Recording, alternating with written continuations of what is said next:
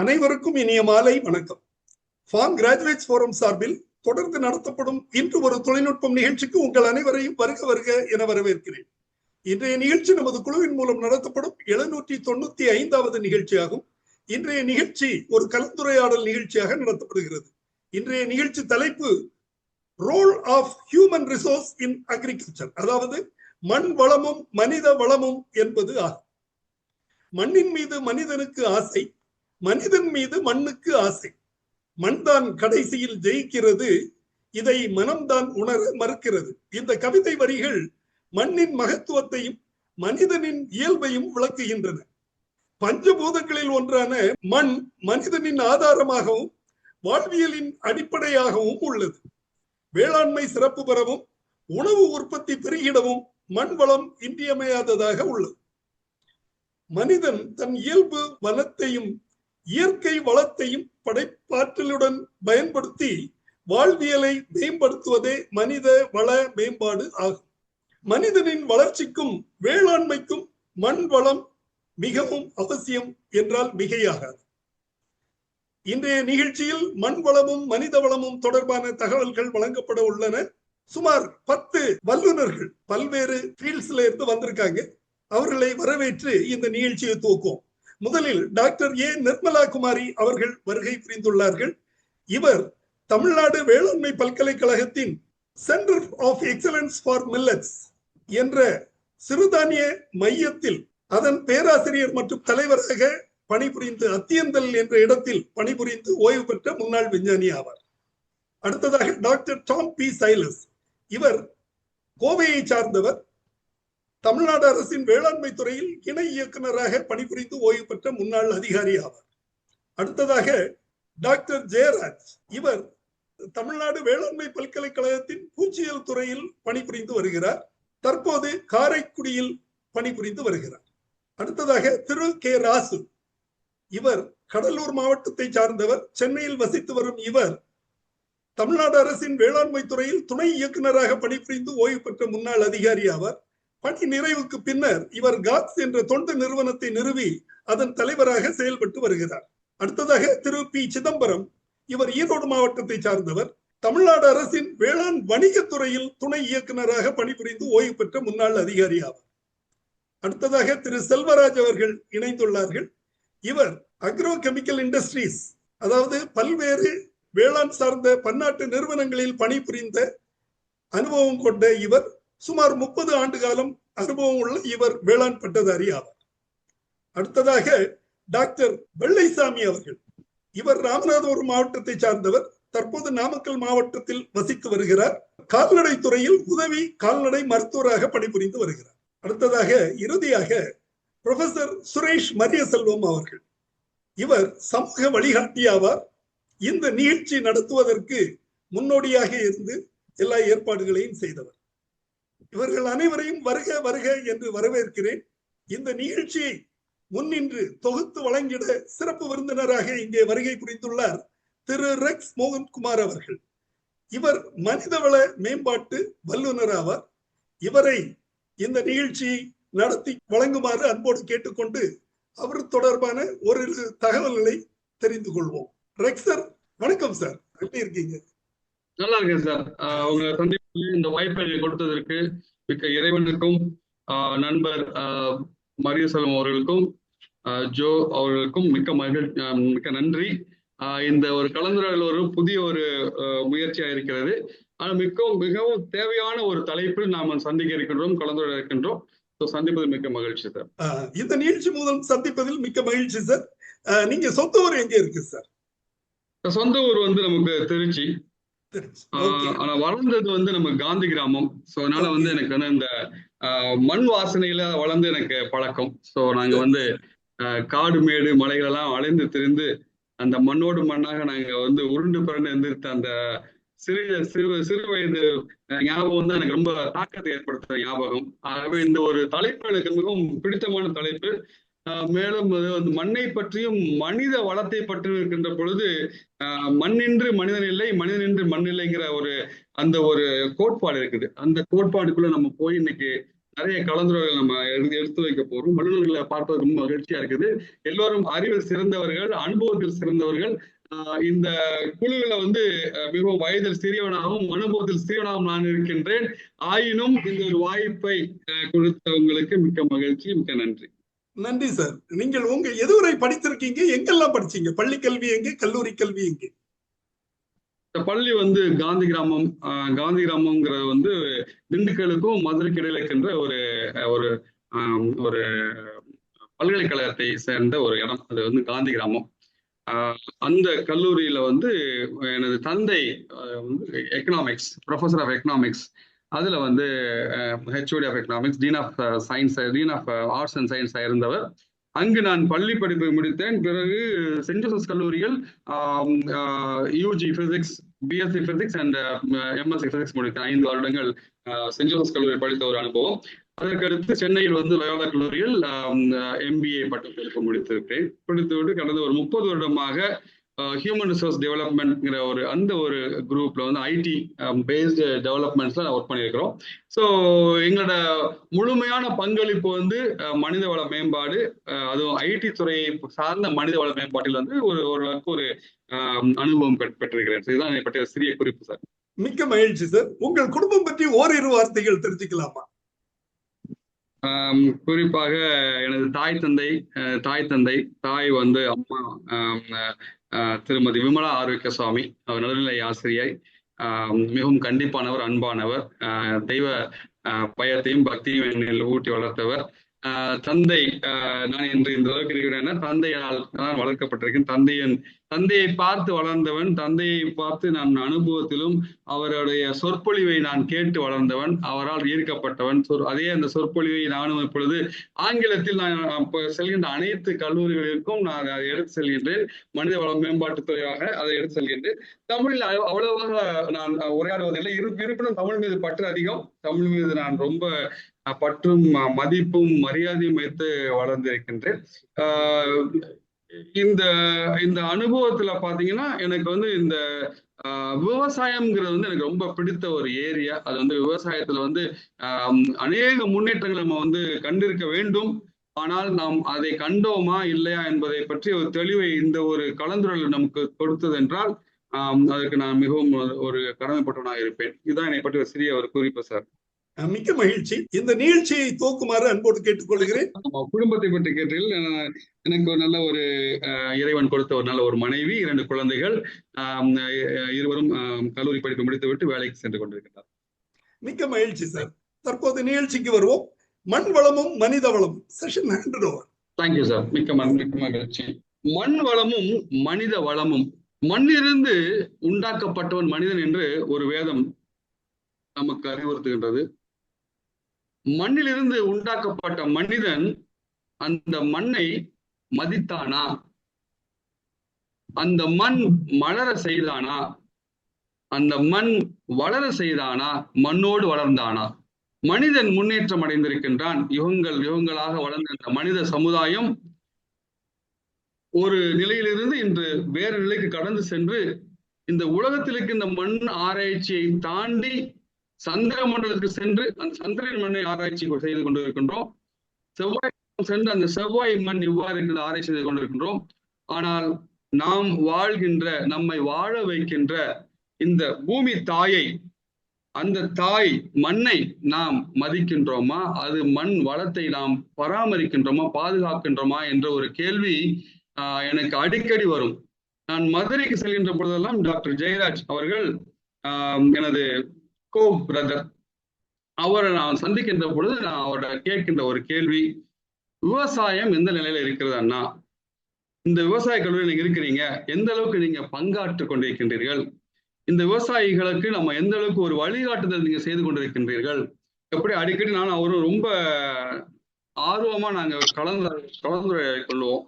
சமீபமா செல்வராஜ் எனது கல்லூரி தோழர், அவர் அதே இண்டஸ்ட்ரியில் இருக்கார், அக்ரோ கெமிக்கல் இண்டஸ்ட்ரியில் இருக்கார். அவர்கிட்ட நான் கேட்பேன், நீங்க வந்து ஒரு கெமிக்கல்ஸை நீங்க ப்ரொமோட் பண்றீங்க, இந்த ஒரு ரசாயனத்தை நீங்க வந்து முன்வைத்து நீங்க ஒரு தொழில் புரட்சி செய்து கொண்டிருக்கிறீர்கள். இந்த ரசாயனம் மண்ணின் வளத்தை மேம்படுத்துகின்றதா? அந்த மண்ணில் விளைகின்ற அந்த காய்கனிகள் நமக்கு நல்ல ஒரு உரமான வாழ்வதற்குண்டான ஒரு பங்களிப்பை தருகிறதா என்று நான் அடிக்கடி கேட்டுக்கொள்வேன். அவர் அது அந்த அக்ரோ கெமிக்கல்ஸின் முக்கியத்துவத்தை பற்றி அடிக்கடி எனக்கு பகிர்ந்து கொள்வார். அதே போல் மரிய செல்வம் அவரிடம் நான் பகிர்ந்து கொள்கின்ற பொழுது இந்த மனித வளம் எவ்வாறு பாதுகாக்கப்படுகிறது, அதற்கு நமது பங்களிப்பு என்ன, உலகெங்கும் நாம் சென்று பார்க்கின்றோம், எங்கும் மனிதர்கள் எல்லோரும் தொழில் புரட்சியில் மேம்பட்டு கொண்டிருக்கின்றார்கள், விவசாயத்தை புறக்கணிக்கப்படுகிற மாதிரி ஒரு அபிப்பிராயம் ஏற்படுகின்றதே, அப்படிப்பட்ட விவசாயத்தை நாம் எவ்வாறு பாதுகாக்கப்படுகிறோம் என்று நான் பேசிக் கொண்டிருக்க பொழுது இந்த ஒரு கலந்துரையாடல் எனக்கு மிகவும் மகிழ்ச்சி தரமான ஒரு கலந்துரையாடல் இருந்தது. அந்த நேரத்தில் சகோதரர் ஜோ அவர்கள் நம்மை அணுகி இந்த ஒரு மண் வளமும் மனித வளமும் சம்பந்தமான ஒரு கலந்துரையாடல் நாம் வைக்கலாமே என்று கேட்டபொழுது மகிழ்ச்சியுடன் கலந்து கொள்ள வாய்ப்பு கிடைத்தது. இத்துடன் இந்த ஒரு சின்ன ஒரு என் பூரிப்பையும் எனது மகிழ்ச்சியையும் இங்கு தெரிவித்துக் கொண்டு நாம் விரைவாக நம் வல்லுநர்களிடம் செல்வோம். வல்லுநர்கள் அநேக அனுபவசாலிகள், ஒவ்வொருவருக்கும் ஒவ்வொரு பின்புலம் இருக்கின்றது. அவர்கள் சார்ந்த துறையிலிருந்து நமக்கு சில அறிவுறுத்தல்கள், வழிகாட்டுதல்கள், தெளிவுகள் கொடுத்தார்கள் என்றால் இந்த கலந்துரையாடல் நமக்கும் தெளிவு கொடுக்கும். இந்த ஒரு கலந்துரையாடல் கலந்து கொண்டிருக்கின்ற அனைத்து சகோதர சகோதரிகள், எனது சகோதரிகள் ஜெனிஃபா ஜாஸ்மின், எனது மாமா ராஜா, மேலும் எனது நண்பர்கள், இங்கு நாம் கலந்து கொண்டிருக்கின்ற ஒவ்வொரு வல்லுநர்களின் குடும்பத்தார்கள் அனைவரும் இங்கு பங்கு கொண்டிருக்கின்றார்கள். அதை தாண்டி பொதுமக்கள் இதை பார்த்து கொண்டிருக்கிறார்கள். அவர்களுக்கு ஒரு தெளிவு பிறக்கும்.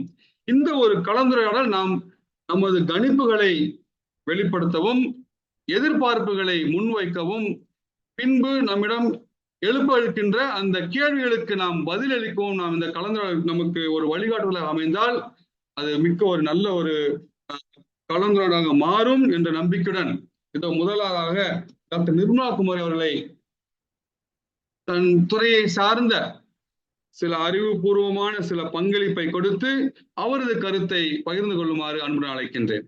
இந்த கலந்துரையாடல் எவ்வாறு இருக்க நான் திட்டமிட்டிருக்கிறேன் என்றால், ஒவ்வொருவருக்கும் முதலாவதாக ஒரு 3 மணித்துறைகள், 3 to 4 நிமிடம் நாம் முதல் தரமான ஒரு பகிர்வை நாம் எடுத்து வைப்போம். அதற்கு அடுத்து நாம் ஒவ்வொரு பகிர்வையும் சார்ந்த சில கேள்விகள் எழுப்புகின்ற பொழுது அதை சார்ந்த சில விரிவுரையாடல் நாம் செய்யலாம். முதலாவதாக சகோதரி டாக்டர் நிர்மலா குமாரி அவர்களை அன்புடன் அழைக்கின்றேன். சரி, எல்லாருக்கும் வணக்கம். வணக்கம் மேடம், மிக்க மகிழ்ச்சி. இது ஒரு இன்னைக்கு ரொம்ப இம்பார்ட்டன்டான டாபிக். ஏன்னா மண் வளம் நம்ம விவசாயத்துக்கு ரொம்ப ரொம்ப முக்கியமானது. ஏன்னு கேட்டீங்கன்னா நம்ம விவசாயத்துக்கு ஆதாரமே இந்த மண்ணு தான். மண் இல்லாம இப்ப இன்னைக்கு நிறைய சாயில்லெஸ் விவசாயம் அதெல்லாம் சொல்லிட்டு இருக்காங்க. இருந்தா கூட நமக்கு மண்ணு தான் ரொம்ப ரொம்ப முக்கியமானது. ஏன்னு கேட்டீங்கன்னா இப்ப நிறைய பேர் என்ன சொல்லுவாங்கன்னா, அந்த காலத்துல இருந்த காய்கறியோட டேஸ்ட் இல்ல, பழங்களோட டேஸ்ட் இல்ல அப்படின்னு சொல்றாங்க. என்ன காரணம்னா, இந்த மண்ணுல மைக்ரோபயோம், அதாவது நமக்கு இந்த நுண்ணுயிர்களோட தன்மை ரொம்ப ரொம்ப முக்கியம். இந்த நுண்ணுயிர்கள் இன்னைக்கு நம்ம கெமிக்கல் ஃபர்டிலைசர்ஸ், வீடிசைடு இந்த மாதிரியான பொருட்கள் உபயோகப்படுத்தினதுனால மண்ணுல இருக்கக்கூடிய நுண்ணுயிர்கள் எல்லாமே அழிஞ்சிருது அல்லது குறைஞ்சிருது. அப்ப அந்த நுண்ணுயிர்களோட வேலைப்பாடு இல்லை அப்படின்னு சொன்னோம்னா நமக்கு காய்கறிகளோ அல்லது விளைபொருட்களோ நல்ல மனமும் சுவையும் இல்லாம தான் இருக்கும். மண்ணு தானே ஆதாரம். மண்ணுல உங்களுக்கு இந்த சத்துக்கள் இல்லை அப்படின்னு சொன்னோம்னா எப்படி நமக்கு நம்ம வளர்க்கக்கூடிய பயிர்களாகட்டும், செடிகளாகட்டும், பூக்களாகட்டும் நறுமணத்தையோ நல்ல நிறத்தையோ சுவையையோ எப்படி தர முடியும்? ஸோ நம்ம எல்லா சமயமும் ஒரு மண் ஒரு தாய் மாதிரி அதுகிட்ட இருந்து நம்ம உறிஞ்சிக்கிட்டே இருக்கக்கூடாது. எந்நேரம் பார்த்தாலும் நம்ம என்ன எடுக்கிறோமோ அதை அங்கக உரங்கள் மூலம் நம்ம அதை திருப்பியும் கொடுக்கணும் மண்ணுக்கு. அப்படின்னாதான் அது மேற்கொண்டு பயிர்கள்ல பயிர் வினை நடந்து நமக்கு ஒரு நல்ல பொருட்கள் கிடைக்கும். இன்னும் சொல்ல போனா இன்னைக்கு நம்ம ஒன் ஹெல்த் அப்படின்னு சொல்லி நம்ம பேசிட்டு இருக்கோம். இந்த பயிர்கள் மண்ணு நல்லா இருந்ததுன்னா பயிர் நல்லா விளையும். பயிர் நல்லா விளைஞ்சதுன்னா நமக்கும் அது டேஸ்டான ஃபுட்டு கொடுக்கும். அதே போல கால்நடை, மற்றபடி நமக்கு கோழி, எல்லா வகையான உயிர்களுக்கும் ஒரு நல்ல உணவு கிடைக்கும். அதை திரும்பவும் சாப்பிடக்கூடிய மனிதர்களுக்கும் உபயோகமா இருக்கும். அது போக சுவையும் மனமும் மட்டும் முக்கியமான காரணம் இல்ல, ஆரோக்கியம். இன்னைக்கு அனீமிக்கா இருக்கும் அப்படின்னா அதுல இரும்பு சத்து வேணும் அப்படின்னு சொன்னோம்னா எங்க இருந்து கிடைக்கும்? இரும்பு சத்து நம்ம டேப்லெட்டா சாப்பிட்டுட்டு இருக்கோம். அது எவ்வளவு தூரத்துக்கு நமக்கு நல்ல ஆரோக்கியத்தை கொடுக்குங்கிறது தெரியும். உடனடியா சாப்பிட்டுக்கலாம் அவசரத்துக்கு. மற்றபடி நமக்கு என்னைக்குமே நிரந்தரமா ஒரு சஸ்டைனபிள் ஹெல்த் வேணும், எல்லா மைக்ரோ நியூட்ரியன்ஸும் நமக்கு கிடைக்கணும், புரோட்டீன்ல எல்லா வகையான அமினோ ஆசிடும் கிடைக்கணும் அப்படின்னு சொன்னோம்னா நமக்கு நல்ல வளமான மண் வேணும். ஸோ எல்லாத்துக்கும் ஆதாரம் வளமான மண் தான். மண் தான் நல்ல உணவு கொடுக்க போகுது. நல்ல உணவு தான் நமக்கு நல்ல குணத்தையும் நம்மளோட மனநலன், அதாவது ஆட்டிடியூடையும் தரப்போகுது. இதுக்கு மைக்ரோ ஆர்கானிசம்ஸ் ரொம்ப ரொம்ப முக்கியம். அந்த மைக்ரோ ஆர்கானிசம்ஸ் இருக்கணும் அப்படின்னா நம்ம மண்ணை வேதியியல் பொருட்கள்னால கெடுத்துறாம ரொம்ப ஆரோக்கியமா வச்சிருக்கணும். டாக்டர் நிர்மலா குமாரி, அற்புதமான பகிர்வு. இந்த மண் வளமாக இருக்க வேண்டும் என்பதே உங்களை கருத்தா வைத்து சில பகிர்ந்தீர்கள். அதுல நீங்க முக்கியமா சொன்ன சில நல்ல கருத்துக்கள் என்னன்னா, நாம் முன்பு சுவைத்த காய்கனிகள் அதே சுவையோடு இருக்கின்றதா இப்பொழுது என்பதற்கு ஏன் அப்படின்னு ஒரு கேள்வி வைத்தீங்க. அப்புறமேட்டுக்கு அதே மாதிரி அந்த மைக்ரோபயோ நுண்ணுயிர்கள் அது பாதுகாக்கப்பட வேண்டும், அது இந்த ரசாயன தாக்கத்தினால் பாதுகாக்கப்படுகிறதா இல்லையா அப்படிங்கிற ஒரு கேள்வியை நீங்க எழுப்பியிருக்கிறீங்க. அந்த வாழ்வு சுழற்சியை பத்தி நீங்க சொல்லியிருக்கிறீங்க. ஆரோக்கியம், நாம் அனைவரும் நல்ல உணவு உண்டால்தான் ஆரோக்கியமான ஒரு வாழ்வு வாழ முடியும் என்பதை நீங்க முன்வைத்திருக்கிறீர்கள். இந்த கருத்து ரொம்ப நல்ல கருத்துக்கள் மேடம், மிக்க மகிழ்ச்சி. இந்த வளமான மண் எவ்வாறு பாதுகாக்கப்படும் என்பதை பற்றி மீண்டும் நாம் கலந்து ஆலோசிப்போம். அடுத்ததாக நம்மிடையே சில கருத்துக்களை பகிர்வதற்காக doctor Tom P Silas, retired JDA அவர்களை நாம் அவருடைய கருத்துக்களை பகிருமாறு அன்புடன் அழைக்கின்றேன். ஒவ்வொருவருக்கும் நாம் 3 மணித்துளிகள் முதல் சுற்றில் கொடுப்போம். மீண்டும் 2வது சுற்றில் நாம் ஒவ்வொருவருக்கும் சில கேள்விகள் வினாக்கள் எழுப்பின்ற பொழுது மீண்டுமாய் நாம் அடுத்த நிலை பகிர்வதற்கு நாம் எடுத்து செல்லலாம். Doctor Tom P Silas. Thank you sir. Good evening everybody. இப்ப நம்ம முன்னாடி டாக்டர் நிர்மலா குமாரி மேடம் ரொம்ப மண் வளத்தை பத்தி ரொம்ப அதிகமா பேசினாங்க. அதை நான் அதிகமா டச் பண்ண வேண்டாம்னு நினைக்கிறேன். மனித வளத்தை பத்தி கொஞ்சம் கான்சென்ட்ரேட் பண்ணலான்னு இருக்கிறேன் என்னுடைய இதுல. அதாவது நம்ம நாடு நம்ம பொதுவாகவே பார்த்தீங்கன்னா ஒரு வேளாண்மை சார்ந்த நாடு. வேளாண்மையே நம்ம நாட்டோட முதுகெலும்பு என்பது அனைவரும் அறிந்தது. இருப்பினும் இன்னைக்கு வேளாண்மையோட சார்ந்து இருக்கக்கூடிய ஒர்க் ஃபோர்ஸ், அதாவது வேளாண்மையே மட்டுமே நம்பி இருக்கிற இது குறைஞ்சிட்டு இருக்கு. அது ஒரு நல்ல சைன் தான், ஒரு வளர்ச்சிக்கான ஒரு அறிகுறி.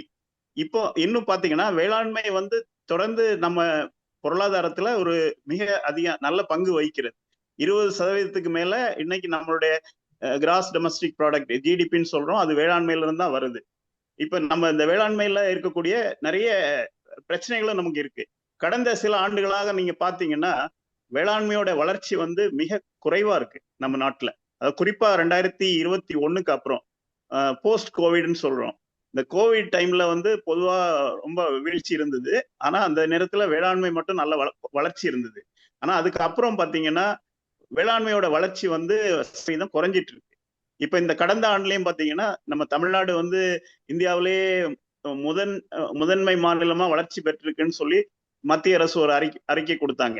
அதாவது 11% மேல வளர்ச்சி அடைந்தது. ஆனா அதுலயே கூட வேளாண்மையோட வளர்ச்சியை பாத்தீங்கன்னா -0.3 அந்த மாதிரி லெவல்ல தான் வேளாண்மையோட வளர்ச்சி இருந்தது.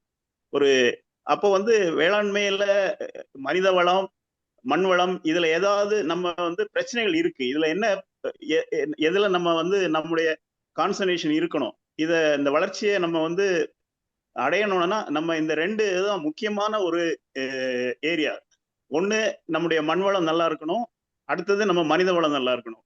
இந்த ரெண்டும் நம்ம சிறப்பா இருந்ததுன்னா நம்ம வந்து சிறப்பா செயல்பட முடியும். இப்ப இந்த மனித வளத்துல பாத்தீங்கன்னா இதோட முக்கியமான இது எடுத்தோம்னா நமக்கு நல்ல பன்முக திறமை கொண்ட ஒர்க் ஃபோர்ஸ் இருக்கணும் நம்மகிட்ட. இவங்க வந்து பயிர் சாகுபடி, கால்நடை வளர்ப்பு, அப்புறம் மீன் வளர்ப்பு, செரிகல்ச்சர், அப்புறம் ப்ராசஸிங், இதுல நல்ல தேர்ந்த தொழில் ஒர்க் ஃபோர்ஸ் இருக்கணும். அது மாதிரி மார்க்கெட்டிங்லயே நமக்கு நல்ல ஒரு ஒர்க் ஃபோர்ஸ் இருக்கணும். அது தவிர நிறைய இன்னோவேட்டிவ், அதாவது புது விதமான முயற்சிகளை நம்ம செய்யக்கூடிய நபர்கள் வேணும். ஸோ இந்த மனித வளத்துல வந்து இதெல்லாம் ரொம்ப முக்கியமான இதுல நீங்க வந்து கல்வி ரொம்ப முக்கியம். கல்வி மட்டும் இல்ல, அவங்களுக்கு ஸ்ட்ராட்டஜிக், அதாவது அவங்க அந்த நாலேஜை தெரிஞ்சுக்கிறதுக்கு ஒரு சரியான முறை நம்ம அவங்களுக்கு கொடுக்கணும். அவங்களுக்கு தேவையான ஸ்கில்லை நம்ம வந்து அந்த ஒர்க் ஃபோர்ஸ்க்கு நம்ம பயிற்சி மூலமாவோ கல்வி மூலமாவோ நம்ம கொடுக்கணும் அவங்களுக்கு. அப்ப அவங்களுடைய ஆட்டிடியூட், அவங்களோட எண்ணங்களை மாற்றணும். நம்மளால சாதிக்க முடியும், எதையும் நம்ம செய்ய முடியும், அதை செய்யறதுக்கு தகுந்த ஒரு இன்புட் நம்ம அவங்களுக்கு கிடைக்கிற மாதிரி செய்யணும். இது வந்து இன்னைக்கு எத்தனையோ நிறுவனங்கள் நம்ம முன்னாடி இருக்கு. இருந்தாலும் அந்த நிறுவனங்களுடைய இப்ப இருக்கக்கூடிய பாடத்திட்டமோ அவங்க இருக்கக்கூடிய செயல்முறைகள்லயோ மாற்றம் வேணும். மாற்றம் இருந்தால் ஒழிய நம்முடைய வேளாண்மையுடைய உற்பத்தி திறனையோ உற்பத்தியையோ நம்ம வந்து அதிகரிக்க முடியாது. அப்ப இந்த வேளாண்மை பணியில இருக்கக்கூடிய மனித வளம் பாத்தீங்கன்னா பல்வேறு விதமான மனித வளம் நமக்கு இருக்கு. இன்னைக்கு பாத்தீங்கன்னா மனித வளம் வந்து இப்ப ஆராய்ச்சியில ஒரு குறிப்பிட்ட அளவுக்கு மனித வளம் நம்மகிட்ட இருக்கு. அது தவிர இந்த ஆராய்ச்சி முடிவுகளை செயல்படுத்தக்கூடிய ஒரு மனித வளம் இருக்கு. எல்லாவற்றையும் விட முக்கியமாக நமக்கு வந்து இதுல இந்த விவசாயத்துல ஈடுபட்டு நேரடியா இதுல பங்கு பெற்றவங்க, விவசாயிகள், மீனவர்கள், அப்புறம் பாத்தீங்கன்னா கால்நடை வளர்ப்பவர்கள், இன்னும் கூட பட்டுப்பூச்சி வளர்க்கக்கூடிய விவசாயிகள், இந்த அனைவருக்கும் ஒரு நல்ல திறமையான ஸ்கில், அதாவது அந்த திறமையை நம்ம வந்து கொடுக்கணும். எப்படி ஒவ்வொரு விஷயத்தையும் அவங்க செய்யணும், எந்தெந்த டைம்ல எப்படி செய்யறது, எந்த அளவுக்கு ஒண்ணுனையும் இடுபொருட்களை பயன்படுத்தணும், இப்ப விரயம் செய்யக்கூடாது, அப்படி செய்யும் போது எந்த பருவத்துல செய்யறது, இந்த மாதிரி சின்ன சின்ன விஷயங்கள் நிறைய நம்ம வந்து இந்த மனித வளத்துக்கு நம்ம சொல்லிக் கொடுக்க வேண்டியது இருக்கு. அப்ப லீடர்ஷிப் அண்ட் மேனேஜ்மெண்ட் இதுல ரொம்ப முக்கியமான ஒரு இதுல வந்து இன்னும் சில குறைபாடுகள் இருக்கு. இந்த வேளாண்மையில நிறைய நம்ம வந்து லீடர்ஷிப் அண்ட் மேனேஜ்மெண்ட்டுக்கு நம்ம வந்து கான்சென்ட்ரேட் பண்ணணும். இதுல நிறைய இந்த அக்ரி பிசினஸ் மேனேஜர்ஸ் இன்னைக்கு நிறைய இருக்கிறாங்க.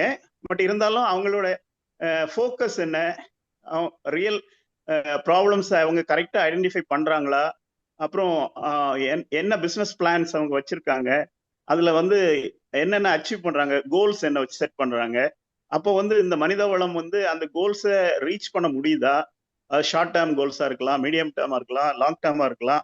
அப்போ அந்த growth-ஐ ஃபெசிலிட்டேட் பண்ணக்கூடிய அளவுக்கு நம்முடைய மேனேஜர்ஸ் இருக்கணும். இப்ப இதுல வந்து நிறைய ரிசர்ச், இன்னோவேஷன் அண்ட் இதெல்லாம் இருக்கு, டெவலப்மெண்ட்ஸ் இருக்கு, நிறைய மெஷினரிஸ் எல்லாம் டெவலப் பண்றாங்க. மனித வளம் அந்த என்னதான் இருந்தாலும், அந்த மெஷினரிஸா இருந்தாலும், என்ன ஏஐயா இருந்தாலும், எந்த தொழில்நுட்பத்தையும் மனித வளம் தான் அதை செயல்படுத்தணும். அதுக்கு தகுந்த மாதிரி திறமையான தலைவர்கள் இருக்கணும். நல்ல ஒரு பகிர்வு, அழகா நீங்க வந்து அதை எடுத்துரைத்தீர்கள். உங்களோட பயிரோட ஒரு சாராம்சம் என்ன பாத்தீங்கன்னா, மனித வளத்தை வளர்ப்பது ஒரு தேசத்தை வளர்ப்பதுங்கிற மாதிரி நீங்க உங்களோட கருத்துக்கள் அழகா நீங்க பகிர்ந்து கொண்டீர்கள். அதே மாதிரி பாத்தீங்கன்னா திறன் வளர்ச்சி தான் நிலையான முன்னேற்றத்தின் அடிப்படைன்னு சொல்லியிருக்கிறீங்க. அதாவது ஒரு திறமை, அதாவது பன்முக திறமை நீங்க சொல்லிக்கிறீங்க. பன்முக திறமை, கல்வி, ஆராய்ச்சி, செயல்படுத்துவோர், அக்ரி பிசினஸ், மார்க்கெட்டிங், இது மாதிரி ஒவ்வொரு திறமைகளிலும் இருக்கின்ற அந்த மனித சமூகத்தை நாம் எவ்வாறு முன்னேற்றத்திற்கு நாம் விட்டு செல்ல வேண்டும், நம்ம நாடு எவ்வாறு வந்து முன்னேற்றத்தை அடிச்சு அந்த மனிதர்கள் எவ்வாறு பயன்படுத்தப்பட வேண்டும், அழகா நீங்க வந்து எடுத்துரைத்தீர்கள். அதே மாதிரி நீங்க சொன்ன ஒரு சாராம்சம் என்னன்னா, மனிதன் வளர்ந்தால் சமூகம் வளரும், சமூகம் வளரும் போது நாடு வளரும் அப்படிங்கிற ஒரு கருத்தை நீங்க எடுத்துரைத்தீர்கள். உங்களோட அந்த மனித வளத்துல 3 முக்கியமான தூண்கள் நீங்க சொன்னீங்க. அது 3 முக்கியமான தூண்கள் என்ன என்றால் அறிவு, திறன், பண்பு. இந்த 3ஐயும் நாம் வந்து மனித வளத்தின் 3 தூண்களா நாம் வந்து நம்ம பார்க்கப்படுகிறது. ஸோ அந்த அறிவை எவ்வாறு வளர்க்க வேண்டும், திறமைகளை எவ்வாறு வளர்க்க வேண்டும், நாம் இந்த இரண்டையும் சரியான முறையில் கொண்டு சேர்ப்பதற்கான பண்பு, இந்த மனித பண்பு, அறிவு வளர்ந்து திறமையில் வளர்ந்து பண்பில்லாமல் சென்று விட்டால் அந்த அறிவும் திறனும் இருந்து ஒரு பயனற்று போய்விடும். ஆகவே இந்த பண்பு, அறிவு, திறன், பண்பு, இந்த மூன்றையும் சேர்த்து நாம் வளர்ப்பதே மனித வளம் என்பதை பேஸ் பண்ணி நீங்க டாக்டர் டாம் ரொம்ப அழகான உங்களை பகிர்வு வந்து நன்றி. அடுத்து நமது உயர்திரு சுரேஷ் மகேசெல்வம் அவர்களே, நாம் ஒரு மாற்று கருத்து இங்க வந்து மண்ணை பற்றி நாம் கண்டு கொண்டோம். டாக்டர் நிர்மலா குமாரின் மூலமாக மனித வளத்தை பற்றி நாம் கண்டு கொண்டோம். டாக்டர் டாம் சிலஸ் மூலமாக இதோ நண்பர் சுரேஷ் அவர்களை நான் ஒரு சில பயிர்களை பகிர்மாறு அழைக்கின்றேன். சுரேஷ் பகிர்வை தொடர்ந்து அந்த மண்ணில் இருக்கின்ற நுண்ணுயிர்கள் எவ்வாறு பாதுகாக்கப்படலாம் என்பதை என்டமாலஜி ப்ரொஃபசர் டாக்டர் ஜெயராஜ் அவர்களை அடுத்ததாக நாம் பேச அழைப்போம். அதற்கு முன்பாக சுரேஷ் அவர்கள். வணக்கம். நான் சமூக கண்ணோட்டத்தில் நான் பார்க்குறேன். என்னோட தலைப்பு வந்து ஏன்ஷியன்ட் தமிழ் கல்ச்சர்ல எப்படி இருந்தது, இப்போ எப்படி இருக்குது, எப்படி இருக்க போகிறது அப்படிங்கிறதுல ஒரு ஏன்ஷியன்ட் பார்த்தீங்கன்னா பிபிடி தெரியுதுங்களா? ஓகே. வில்லேஜ் அசம்பிளிஸ் இருந்ததுங்க, குழுக்களா பிரிச்சிருந்தாங்க. கம்யூனல் லேபர், குடிமராமத்துன்னு சொல்லுவாங்க. அந்த குழுக்களா பிரிஞ்சு அவர்கள் வந்து ஒருவர் வந்து வேலைகளை பகிர்ந்து கொண்டு செய்யற மாதிரி இருந்தது. அது அரச வக்கீல வரும்போது இந்த குடிமராமத்துடைய வலிமையை வச்சுதான் இந்த மண் வளமும் மனித வளமும் எப்படி பாதுகாக்கப்பட்டதுங்கிற ஒரு வரலாறை நம்ம பார்க்கிறோம். இப்ப இருக்கிறத பார்த்தீங்கன்னா அதை வந்து பஞ்சாயத்து லெவலில் கொண்டு போயிட்டாங்க. ஸ்டேட் ஸ்கீம்ஸ் இருக்குது, பொலிட்டிசைஸ் சப்சிடிஸ் இருக்குது. அக்ரிகல்ச்சருங்கிறது ஒரு ப்ரொஃபஷனாக கொண்டு போயிட்டாங்க. ஃபியூச்சர்ல எப்படி வரப்போகுதுன்னா platform cooperatives, e governance, climate risk ப்ரொடெக்ஷன்ஸ்லாம் வச்சு கொண்டு வராங்க. So build capacity for complaint, share holder, stake holder mapping, licence. ஒவ்வொருத்தருக்கும் ஒரு ரோல் இருக்குது. ஒருத்தர் விவசாயம் பண்றாரு, ஒருத்தர் வந்து வணிக சந்தைக்கு கொண்டு வராரு, கடைசியாக அது வந்து உணவாகி சொமேட்டோ ஸ்விக்கி வழியாக வீட்டுக்கு வர்ற வரைக்கும் எல்லாருக்கும் அதில் ஒரு ரோல் இருக்குது. அதில் வள்ளுவர் வந்து ரொம்ப முக்கியமாக சொல்லியிருக்காரு, உழுதுண்டு வாழ்வாரே வாழ்வார் மற்றும் எல்லாரும் தொழுதுண்டு செல்வார். அதே மாதிரி அவர்கள் வந்து எவ்வளோ ஒரு நோபல் ப்ரொஃபஷனில் இருக்கிறாங்க. இயற்கையையும் மண்ணையும் எப்படி பாதுகாத்தார்கள், மற்ற தொழிலுக்கு எப்படி இருந்ததுங்கிறத ஒரு இதில் வேளாண்மை பார்த்தீங்கன்னா அவ்வளோ அழகாக சொல்லியிருப்பாரு. குடிமராமத்தை பற்றி நான் சொல்லியிருந்தேன். குடினா பீப்புள், மராமத்துனா ரிப்பேர் பண்ணுறது, மெயின்டைன்ஸ் பண்ணுறது, குடிமராமத்துன்னு இருந்தது. ஸோ எக்கனாமிக் மார்க்கெட்னு பார்த்தீங்கன்னா இன்னைக்கு ஏன்ஷியன்ட்ல வந்து லேண்ட் லேபர் இருந்ததுங்க, ஷேர் கிராப்பிங் இருந்தது, சீசனல் பீக்ஸ் வந்து அந்த சீசனில் வந்து அதுக்கேற்ற மாதிரியான பயிர்களை பயிர் செய்வது, அதற்கான வணிக சந்தைப்படுத்துவது, பெரும்பாலும் பார்ட்டிங் சிஸ்டம் இருந்தது. இப்போ இருக்கிறது பார்த்தீங்கன்னா வேஜஸ் வச்சு அக்ரிகல்ச்சரல் லேபர்ஸ் எல்லா இடத்துலையும் இருக்கிறாங்க. மெக்கனைசேஷன் பண்ணிருக்காங்க, டிராக்டர்ஸ் இருக்குது, அக்ரிகல்ச்சர் இன்ஜினியரிங் இருக்குது. நிறைய மைக்ரேஷன் ஆகிட்டு இருக்காங்க, விவசாயத்துக்காக போகிறாங்க, இல்லை விவசாயம் இல்லாதனால வேற இடத்துக்கு போகிற மாதிரியான விஷயங்கள் இருக்குது. கான்ட்ராக்ட் ஃபார்மிங் பண்ணிட்டு இருக்காங்க. ஃபியூச்சரில் வந்து எல்லாம் ரொபாட்டிக்ஸ் வரப்போகுது. ஏற்கனவே யூரோப்பியன் கண்ட்ரீஸ்ல ஆரம்பிச்சிட்டாங்க. ரொபாட்டிக்ஸ் இருக்குது, கார்பன் கிரெடிட் இன்கம்ஸ்லாம் பார்க்குறாங்க. ஹெச்ஆர்எம் வந்து upskilling, incentives, retention, multi skilling. இப்போ குறிப்பாக Rich sir will talk about upskilling, ஒரு பெரிய டாபிக் அது. அது பிறகு டெக்னாலஜிக்கல்னு பார்த்தீங்கன்னா ஏன்ஷியன்ட்ல வந்து இண்டிஜினியஸ் நாலேஜ் தான் பெரும்பாலும், வாழையடி வாழையாக இருக்கக்கூடிய பரம்பரையான அந்த நாலேஜ் தான் வந்து இருந்தது. ஓரல் டிரான்ஸ்மிஷன், தகப்பன் வந்து மகன் சொல்லி, மகன் வந்து பேரன் சொல்லி கொடுக்குறது, அப்படியே அந்த மாதிரி இருந்தது. ஆனால் இன்னைக்கு வந்து ஸ்மார்ட் ஃபோன்ஸ் வந்துச்சு, எக்ஸ்டென்ஷன்ஸு, ப்ரிசிஷன் இன்புட்ஸ்லாம் வந்துச்சு. ஃபியூச்சரில் வந்து ஏஐ கோப்லேட்ஸ் வந்துடும். அவங்க தான் வந்து அனௌன்ஸ் பண்ணுவாங்க, அவங்க சொல்லுவாங்க, எது பார்ப்பாங்க. எல்லாத்துக்குமே வந்து நீ மெஷின்ஸ் வந்து ரொபாட்டிக்ஸில் வந்துடும். ஐஓடி இருக்குது, ஜீன் எடிட்டட் கிராப்ஸாக இருக்குது. காம்பிடன்சி ஃப்ரேம் ஒர்க்ஸ் இருக்கணும், கண்டினியூஸ் லேர்னிங், அப்புறம் வெண்டார் நேச்சுரல் ட்ரைனிங் இருக்குது. என்வாயர்மெண்டல் பார்த்தீங்கன்னா முன்னால் வந்து குறிப்பாக ராமநாதபுரம் பார்த்தீங்கன்னா ஒரு டேங்க்ல, அதாவது ஒரு குளம் ஃபில் ஆகி அடுத்த குளம் அப்படி போகும். அந்த மாதிரியான இது மழை நிறைய இருக்கிற இடங்கள்ல அதுக்கேற்ற மாதிரியான. இப்போ மதுரை மீனாட்சி அம்மன் கோயில் பார்த்தீங்கன்னா அந்த கோயில் டேங்க் வந்து rain water harvesting system. So தண்ணீரை வந்து சேமிப்பதற்கான வழிகள், தண்ணி நிறைய இருக்கிற இடங்கள் எப்படி பண்ணணும், தண்ணி குறைவாக இருக்கிறவங்க எப்படி பண்ணணும் அப்படிங்கிறதெல்லாம் அன்சியன்ட்ல நிறைய விஷயங்கள் நம்ம மிஸ் பண்ணிட்டு இருக்கிறோம். ஆனால் இன்னைக்கு வந்து கிரவுண்ட் வாட்டர் தான் முக்கியமாக நம்பிட்டு இருக்கிறோம். கிராப் இன்சூரன்ஸ் முக்கியமான விஷயமா இருக்குது. ஃபியூச்சரில் வந்து கிளைமேட் ஸ்மார்ட் அக்ரிகல்ச்சர், கிளைமேட் பேஸ்டாக தான் வந்து இன்னும் வர காலங்களில் இருக்க போது. அதுக்கேற்ற மாதிரியான விதைகளை, மழை விதைகளை வந்து தூவி மழையை கொடுக்கக்கூடிய ஈகோசிஸ்டம் பேமெண்ட்ஸ்லாம் வரப்போகுது. கிளைமேட் ரிஸ்க் ரூல்ஸ் ரொம்ப பார்க்கணும், ரீஜெனரேட்டிவ் எஸ்ஓபிஸ் பார்க்கலாம். லீகல்னு பார்த்தீங்கன்னா முன்னாடிலாம் கஸ்டமரி நாம்ஸ் தான் எல்லாமே வந்து பேச்சுவார்த்தையில் பிளான் ரூல்ஸாக இருந்தது. ஒரு பரம்பரைக்கு இன்னொரு கிளானுக்கும் அவங்களுக்கும் இருந்தது. இன்னைக்கு லேண்ட் ரெக்கார்ட்ஸ்ங்கிறது முக்கியமாச்சு. லேபர் லாஸ் வந்துருச்சு, பைலாஸ்லாம் வந்துருச்சு. அப்புறம் ஸ்மார்ட் கான்ட்ராக்ட்ஸ் வரப்போகுது ஃபியூச்சரில். எல்லாமே பேப்பரே இருக்காது, எல்லாமே வந்து டிஜிட்டலாக இருக்கும். பயோசேஃப்டி இருக்கும், டேட்டா ப்ரைவசி இருக்கும், யார் என்ன பண்ணுறாங்க, எங்கே பண்ணுறாங்க, எந்த மாதிரி பண்ணுறாங்க, எவ்வளோ எடுத்தாங்க, எவ்வளோ மண் வளர்க்குறது, எல்லாமே வந்து டேட்டா வந்துடும். கிரீவன்ஸ் ரெட்ரிஷன், ஸ்கில் கிளாரிஃபிகேஷன் வருது. எத்திக்கல்னு பார்த்தீங்கன்னா முன்னாடி டியூட்டி ரெசிப்ரோகசின்னு வாங்க, கம்யூனல் ஷேரிங் இருந்தது, ஒரு எத்திக்கல் சிஸ்டம் இருந்தது, ஒரு வரமுறை இருந்தது.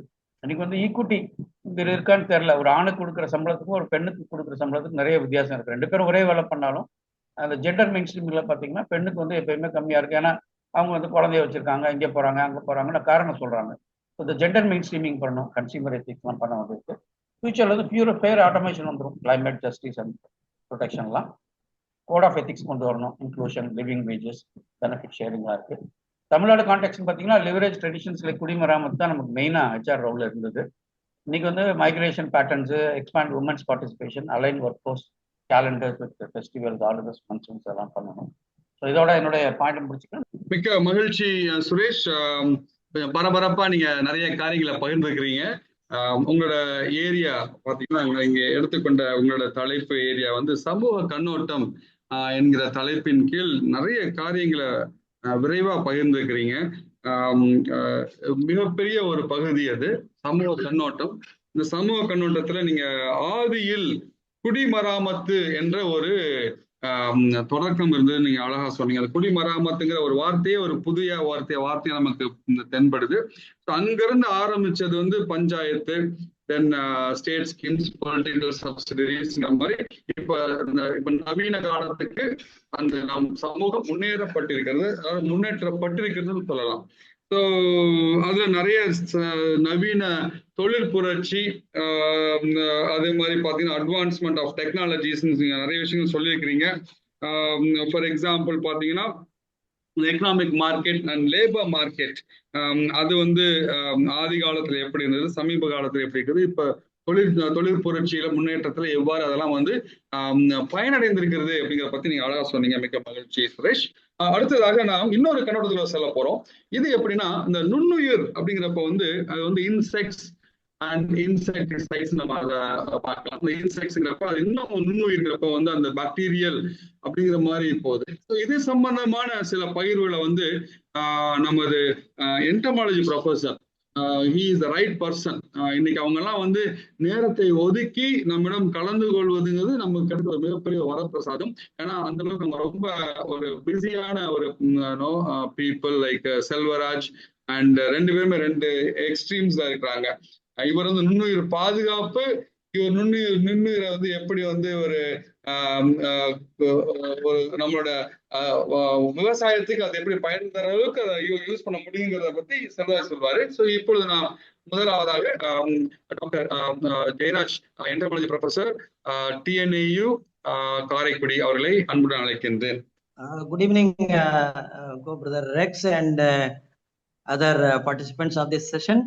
இப்ப இன்னைக்கு கொடுக்கப்பட்ட தலைப்புல பாத்தீங்கன்னா மண் வளமும் மனித வளமும் அப்படிங்கிற தலைப்புல நம்ம பேசிக்கிட்டு இருக்கோம், கலந்துரை ஆடிக்கொண்டிருக்கிறோம். இதுல பார்க்கும் பொழுது ஏற்கனவே மேடம் நிர்மலா குமாரி மேடம் நல்ல அழகாக சொன்னார்கள். மண்ணின் வளம் வந்து காக்கப்பட வேண்டுமானால் மண்ணில் இருக்கக்கூடிய அந்த அல்டிமேட் உயிரினம் என்னன்னு பார்த்தீங்கன்னாக்கா அந்த மைக்ரோ ஆர்கானிசம்ஸ், நுண்ணுயிரிகள் தான். மெயினா வந்து பாக்டீரியா அண்டு ஃபங்கஸ் வகைகள் தான். இது வந்து அதனுடைய வேலைகளை செய்யணும், கரெக்டா இருக்கணும் அப்படின்னு, அதாவது இயற்கையில வந்து நிலைத்திருக்கணும் அப்படின்னாக்கும் மற்ற அதை சார்ந்து இருக்கக்கூடிய பெரிய உயிரினங்கள் வந்து அதுவும் இருக்க வேண்டும். அதாவது நுண்ணுயிருக்கு அடுத்து பெருசா இருக்கிறது வந்து அதுக்கடுத்து புரோட்டோசோவான்னு சொல்லக்கூடிய சில உயிரினங்கள், அதுக்கடுத்து பெருசா இருக்க வேண்டியது சில இந்த புழு பூச்சிகள்னு சொல்லக்கூடிய வகைகள், அப்புறம் பெரிய விலங்கினங்கள். இது எல்லாமே பார்த்தீங்கன்னா உங்களுக்கு வந்து மண்ணுல தான் இருக்கு, மண்ணுல வந்து இருக்கணும். எல்லாமே அதனுடைய அந்த உணவு சங்கிலி, விலங்கு சங்கிலி, உயிரின சங்கிலி வந்து அந்த மண்ணுல இருந்தாதான் எல்லா உயிரினங்களும் நன்றாக செயல்படும். நாம் அந்த மண்ணை வளப்படுத்த வேண்டும் என்றால் இயற்கையில் வந்து அதுல என்னென்ன உயிரினங்கள் இருக்கணுமோ அது எல்லாமே இருக்க வேண்டும். அதாவது தாவரங்களாகவும் இருக்கலாம் அல்லது விலங்குகளாகவும் இருக்கலாம். அத்தனை உயிரினங்களும் பல்லாயிரக்கணக்கான வகையான உயிரினங்கள் உள்ளன, தாவரத்திலும் சரி விலங்குகளிலும் சரி. அது எல்லாமே வந்து மண்ணில் வந்து அதன் வேலைகளை வந்து செய்து கொண்டிருக்க வேண்டும். ஆனால் இப்ப என்ன நடந்துகிட்டு இருக்கு? இப்ப ஒரு 50-60 ஆண்டு காலமாக மனிதனுடைய தேவைக்காக, மனிதனுடைய அந்த பாப்புலேஷன் அதிகமானதுனால நிறைய உற்பத்தி பண்ணணும் அப்படின்னு சொல்லி, பயிர்களை உற்பத்தி பண்ணணும்னு சொல்லி இயற்கையை வந்து நம்ம வந்து மனிதர்கள் வந்து மாற்றி விட்டார்கள், சீரழித்து விட்டார்கள், இயற்கையை அழித்து விட்டார்கள் என்றே சொல்லலாம். அதாவது எப்படின்னு பார்த்தீங்கன்னா, உங்களுக்கு வந்து காடுகளை அழித்தார்கள். காடுகள் தான் நம்மளுக்கு வந்து இருக்கையிலேயே வந்து ஒரு அதிகமான பயோடைவர்சிட்டி உள்ள இடமே வந்து காடுகள் தான். அந்த காடுகளை என்னைக்கு அழிக்க ஆரம்பிச்சாங்களோ அன்னைக்கே வந்து மண் வளமும் குறைய சரியா அழிய ஆரம்பித்து விட்டது. அதனாலதான் இப்ப எல்லாம் நம்ம என்ன சொல்றோம், திரும்ப பழங்காலத்து மாதிரி திரும்ப மரம் எல்லா பக்கமும் மரம் நடணும் அப்படின்னு சொல்றாங்க. மரங்கள் நட்டாதான் வந்து உங்களுடைய மண் வளத்தை வந்து அடிப்படையில இருந்து நம்ம காப்பாற்ற முடியும். அது போல அந்த மாதிரி இப்ப இந்த விவசாயத்துல, இந்த நவீன கால விவசாயத்துல வந்து என்ன பண்ணிட்டாங்க, அந்த அதாவது அந்த பிளான்ட் டைவர்சிட்டி, காடு அழிச்சதுனால பல வகையான தாவரங்களை முதல்ல வந்து அழிச்சிட்டாங்க. அதனால வந்து விலங்குகளும் அழிந்து அதை நம்பி இருந்த விலங்குகளும் அழிந்து போயின. இப்படி இந்த பயோடைவர்சிட்டி வந்து டெஸ்ட்ராய் ஆனதுனால நமக்கு பல வகையான பிரச்சனைகள் வருது. அல்டிமேட்டா எதுல போய் முடியுதுனாக்க அது மண்ணில் தான் போய் முடியுது. அது மண்ணைத்தான் போய் பார்க்குது. இப்போ உலகத்தினுடைய அந்த உலக பூமி எடுத்துட்டீங்கன்னா 2 ஃபேஸ் வந்து முக்கியமான ஃபேஸ். மொத்தம் 3 ஃபேஸ் இருக்கு. ஒன்னு வாட்டர் ஃபேஸ், ஒன்னு கேசியஸ் ஃபேஸ், இன்னொன்னு வந்து சாலிட் ஃபேஸ். நம்ம வந்து சாலிட் ஃபேஸை பத்தி நம்ம பேசுறோம். அதாவது earth surface, ground surface, terrestrial சர்ஃபேஸை வந்து நம்ம வந்து அதனுடைய பயோடைவர்சிட்டியை மெயின்டைன் பண்ணணும் அப்படின்னாக்க இப்ப ஏன் அந்த நவீன விவசாயத்துல வந்து மோனோகிராப்பிங் பண்ணிட்டாங்க. பல தாவரங்களை அழிச்சிட்டு ஒரே சொன்னீங்களே, அதை பத்தி கொஞ்சம் இன்னும் சொல்லுங்க.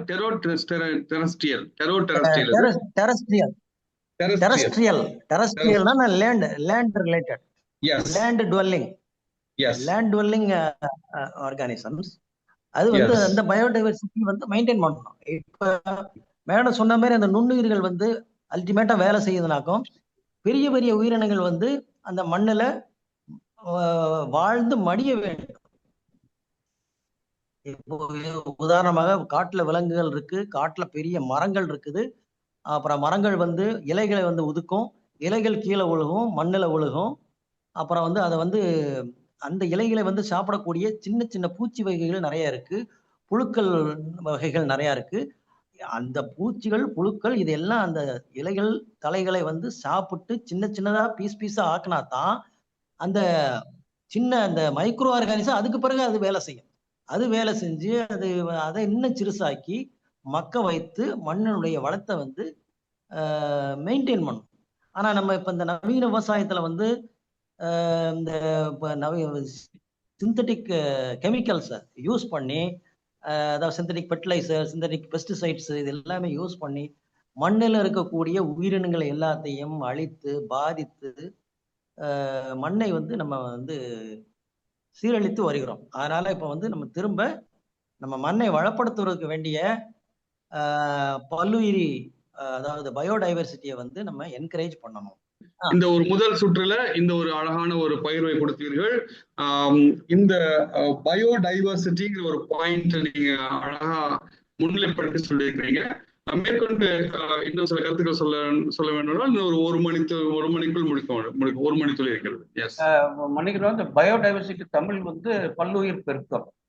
அப்ப வந்து இப்ப மண்ணுல வந்து அப்ப நிறைய விலங்கினங்கள் இருக்கு. அதுல வந்து அதுல பல பிரிவுகள் வந்து படிக்கிறாங்க. அதாவது ஜுவாலஜி படிக்கிறவங்க வந்து பல விலங்கினங்களை பத்தி படிக்கிறாங்க. இதுல வந்து நம்ம அக்ரிகல்ச்சர்ல வந்து அதிகமா மெயினா வந்து படிக்கக்கூடிய ஜுவாலஜிக்கல் ஏரியா வந்து பாத்தீங்கன்னா இன்செக்ட்ஸ். ஏன்னா இன்செக்ட்ஸ், பூச்சிகள் வந்து நம்ம பயிர்களை விவசாயிகள் விளைவிக்கக்கூடிய பயிர்களை வந்து அதிகமா தாக்குது. அது வந்து ஆக்சுவலா 1% தான், 1% தான் அந்த பயிர்களை சேதம் செய்யக்கூடிய பூச்சிகளாக இருக்கிறது. மற்றபடி 99% பூச்சிகள் வந்து நன்மை செய்யக்கூடிய பூச்சிகளாக இருக்குது. என்ன செய்தனாக்க எல்லா விலங்குகளையோ அல்லது அதாவது இறந்து போன விலங்குகளையும் தாவரங்களையும் மக்க வைத்து மண்ணில் சேர்த்து அதை மண்ணை வளப்படுத்துகிறது. அதனால சாயில் டுவெல்லிங் இன்செக்ட்ஸ், அதாவது சாயில் இன்செக்ட்ஸை வந்து நம்ம வந்து கன்சர்வ் பண்ணணும், ப்ரொடெக்ட் பண்ணணும், என்கரேஜ் பண்ணணும். ஸோ அதுக்குள்ள எக்ஸ்பர்டைஸை வந்து நம்ம வந்து இனிமேல் நம்மளுடைய ஜெனரேஷனுக்கு வந்து நமக்கு சொல்லித்தரணும். அந்த அந்த எக்ஸ்பர்டைஸை வந்து கூட்டணும். நம்ம soil health, how to improve soil health அப்படிங்கிற அந்த டெக்னாலஜி அதை வந்து எல்லாருக்கும் நம்ம டீச் பண்ணணும். அந்த அவேர்னஸ் மக்களுக்கு விவசாயிகளுக்கு கொண்டு வரணும். மிக்க மகிழ்ச்சி டாக்டர். உங்களோட அற்புதமான ஒரு பகிர்வு. இதுல முக்கியமா நீங்க எடுத்து வைத்த பகிர்வு வந்து அந்த பல்லுயிர் பெருக்கம், அந்த பயோடைவர்சிட்டி அப்படிங்கிற ஒரு முக்கியமான பாயிண்டை வச்சு உங்களோட கருத்துக்களை நீங்க வெளிப்படுத்தினீர்கள். அதுல முக்கியமா நீங்க பகிர்ந்து கொண்ட ஒரு கருத்து என்னவென்றால், மைக்ரோ ஆர்கானிசம்ஸ், இந்த பாக்டீரியா அண்ட் ஃபங்கஸ், அதுதான் அந்த மண்ணை வளப்படுத்துகிறது அப்படிங்கிற ஒரு பாயிண்ட் சொன்னீங்க. அதற்கு அடுத்த இருக்கிற ஒரு பெரிய உயிரினமாக இருக்கிறதுனா புரோட்டோசோவா அப்படிங்கிற ஒரு உயிரினம் இருக்கிறது. அதற்கு அடுத்த பெரிய உயிரினமாக புழுக்களும் பூச்சிகளும் இருக்கிறது. அதற்கு அடுத்த பெரிய உயிரினமாக நமக்கு வந்து மண்புழுக்கள் தாண்டி பாத்தீங்கன்னா பாம்பு, இது மாதிரி சில பிராணிகள் நம்ம நிலத்துல இருக்கிறது. இவை எல்லாமே வந்து ஒன்றை ஒன்று சார்ந்து வாழ்கின்றன, ஒன்றை மற்றொன்று உண்டு வாழ்கின்ற உணவு சங்கிலிக்குள், விலங்கு சங்கிலிக்குள் அவை வாழ்கின்றன. அந்த பயோடைவர்சிட்டி நம்ம காத்தால் மட்டுமே மண் வளம் காக்கப்படும் என்ற ஒரு அற்புதமான கருத்துக்களை சொன்னீங்க. அப்புறம் நீங்க வந்து அந்த இன்செக்ட்ஸ் பத்தி சொல்றப்ப எனக்கு வந்து ரொம்ப ஆச்சரியமா இருந்த ஒரு விஷயம் என்னவென்றால், எத்தனையோ வகையான பூச்சிகள் இருக்கின்றன, அதுல சில பூச்சிகள் மட்டும்தான் பயிர்களை தாக்குகின்றது அப்படி நீங்க உங்க விழுக்காடு சொன்னது என்னவென்றால் 1% மட்டுமே பயிர்களை தாக்குகின்றது.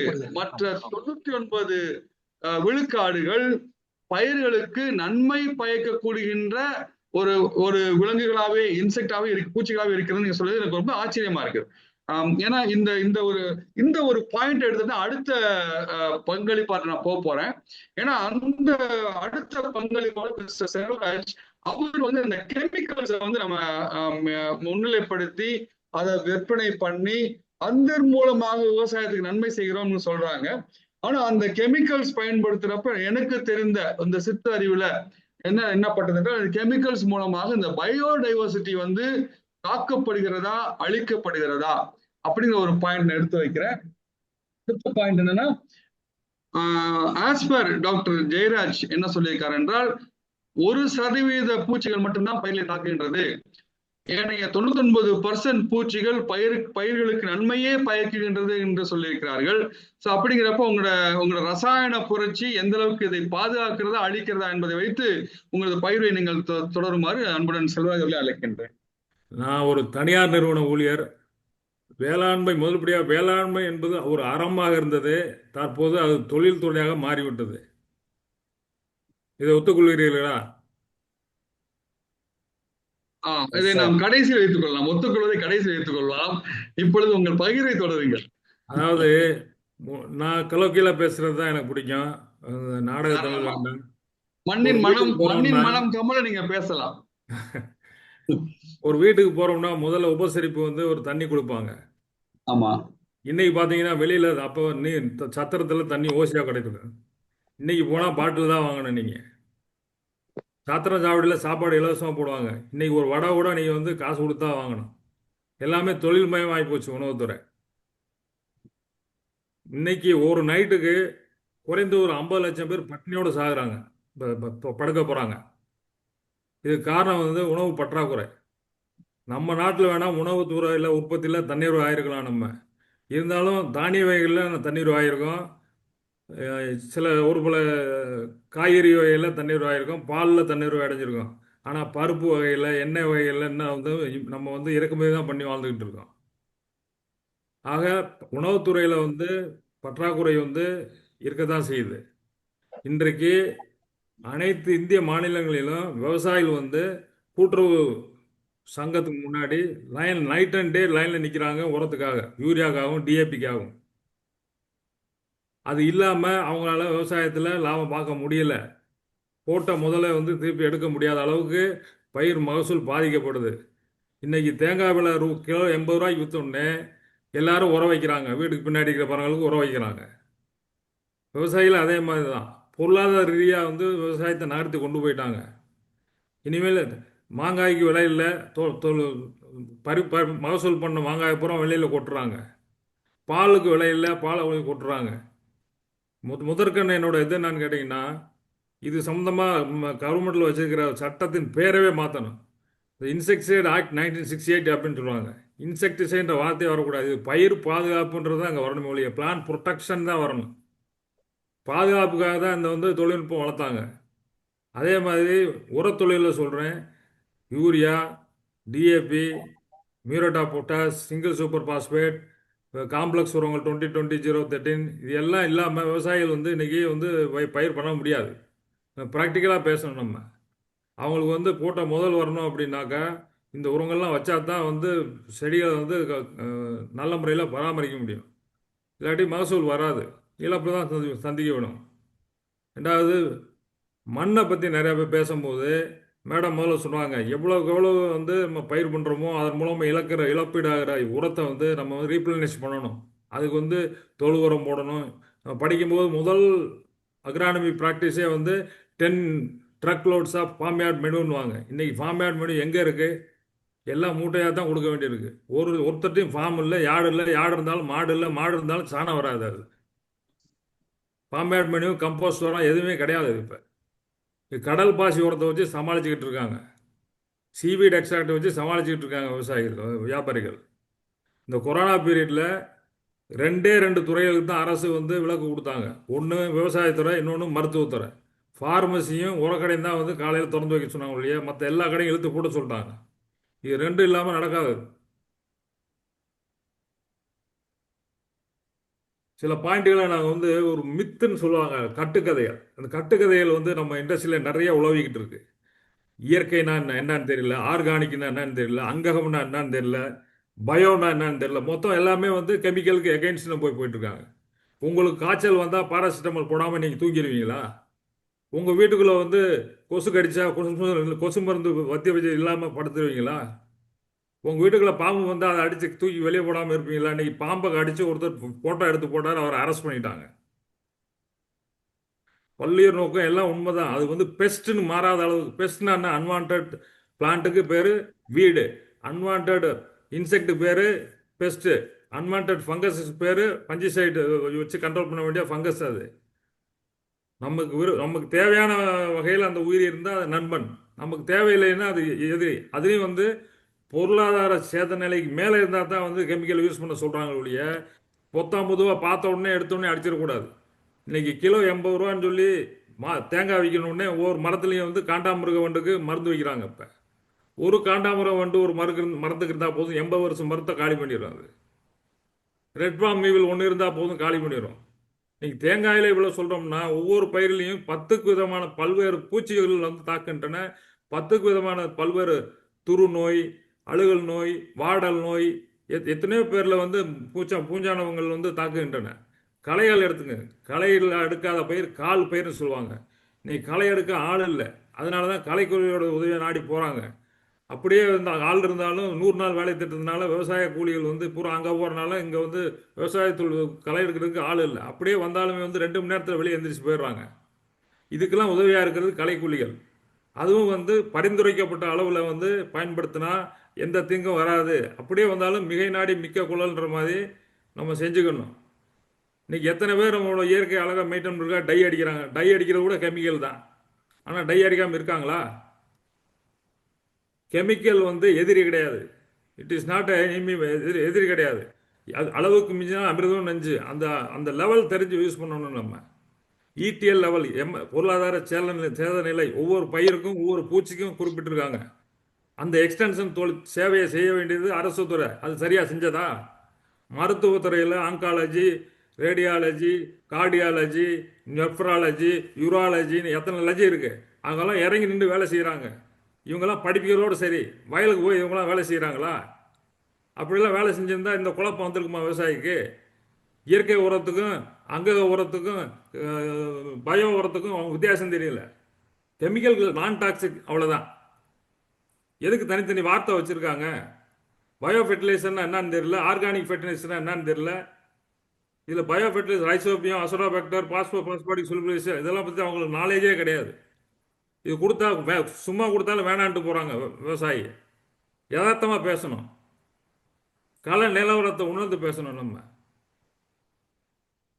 என்பிகே தலைச்சத்து, மணிச்சத்து, சாம்பல் சத்து இது 3 தவிர தாண்ட மாட்டேங்கிறாங்க. கந்தக சத்து வேணும், இரும்பு சத்து வேணும், போரான் வேணும், ஜிங்க் வேணும். இந்த மாதிரி எல்லாம் வந்து micro nutrient, macro primary nutrient, secondary nutrient, micro nutrient பற்றின அறிவுலாம் வந்து யாருக்கும் இல்லை.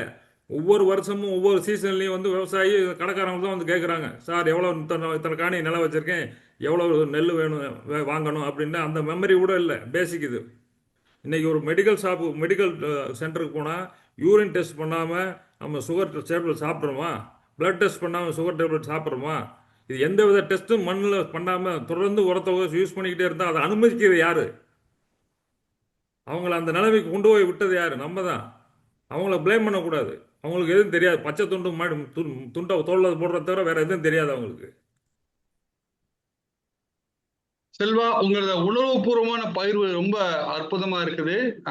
மீண்டும் 2ஆம் சுற்றில் உங்களை மீண்டும் அழைப்போம். உங்களது இந்த ஒரு பங்களிப்புல நீங்க பாத்தீங்கன்னா, நாம் தொழில் மயமாக்கப்பட்ட உலகிற்கு சென்று விட்டோம். உணவு பற்றாக்குறை ஏற்பட்டு கொண்டிருக்கிறது. பருப்பு எண்ணெய் நாம் இறக்குமதி செய்யும் நிலையில்தான் நம் நாடு இருக்கின்றது. மேலும் நாம் இந்த இன்செக்டிசைட் ஆக்ட் என்பதை மாற்ற வேண்டும் என்று ஒரு கவர்மெண்ட்டுக்கே நீங்க வந்து ஒரு கேள்வி எழுப்புகிறீர்கள். அதை பிளான்ட் ப்ரொடெக்ஷன் ஆக்டா மாற்றணும்னு சொல்லியிருக்கிறீங்க. நல்ல ஒரு எண்ணம். மேலும் இந்த உர வகைகள் பத்தி மக்களுக்கு சரியான புரிதல் இல்லை. விவசாயிகளுக்கு அது சரியான புரிதல் இல்லை. ஒரு குறைவான புரிதலிலேயே அவங்க விவசாயத்தை சென்று கொண்டிருக்கின்றார்கள். இதை யார் எடுத்து செல்வது? எவ்வாறு இந்த கருத்துக்களை கொண்டு சென்று அந்த விவசாயிகளுக்கு நாம் பயன் தர முடியும்? அந்த விவசாயிகள் பயன்பட்டால், அவர்கள் தனது தொழிலை சரியாக செய்தால் நாம் நல்ல முறையில் வாழ முடியும், நல்ல உணவு உண்ண முடியும். இந்த ஒரு அடிப்படையில் அவங்களோட உணர்வுபூர்வமான ஒரு பயிர்வை நான் வந்து வரவேற்கிறேன் செல்வா. இதுல நீங்க முக்கியமான சில பாயிண்ட் சொன்னீங்க.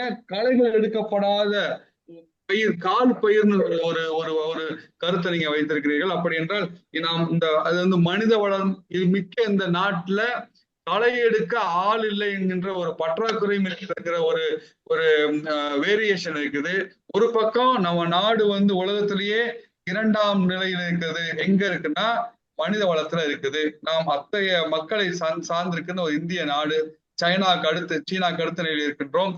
ஒரு புறம் பார்த்தீங்கன்னா நமக்கு வந்து இந்த மாதிரி ஒரு அடிப்படை தொழிலுக்கு உண்டான வேலை ஆட்கள், கூலி ஆட்கள் இல்லைங்கிற ஒரு நிலையில் நாம் இருக்கின்றோம். இப்படிப்பட்ட கருத்துக்களை அழகா உணர்வுபூர்வமா நீங்க பகிர்ந்து கொண்டீர்கள். மிக்க மகிழ்ச்சி செல்வா. அதற்காக மீண்டும் நாம் தொடர்வோம் அடுத்த சுற்றில்.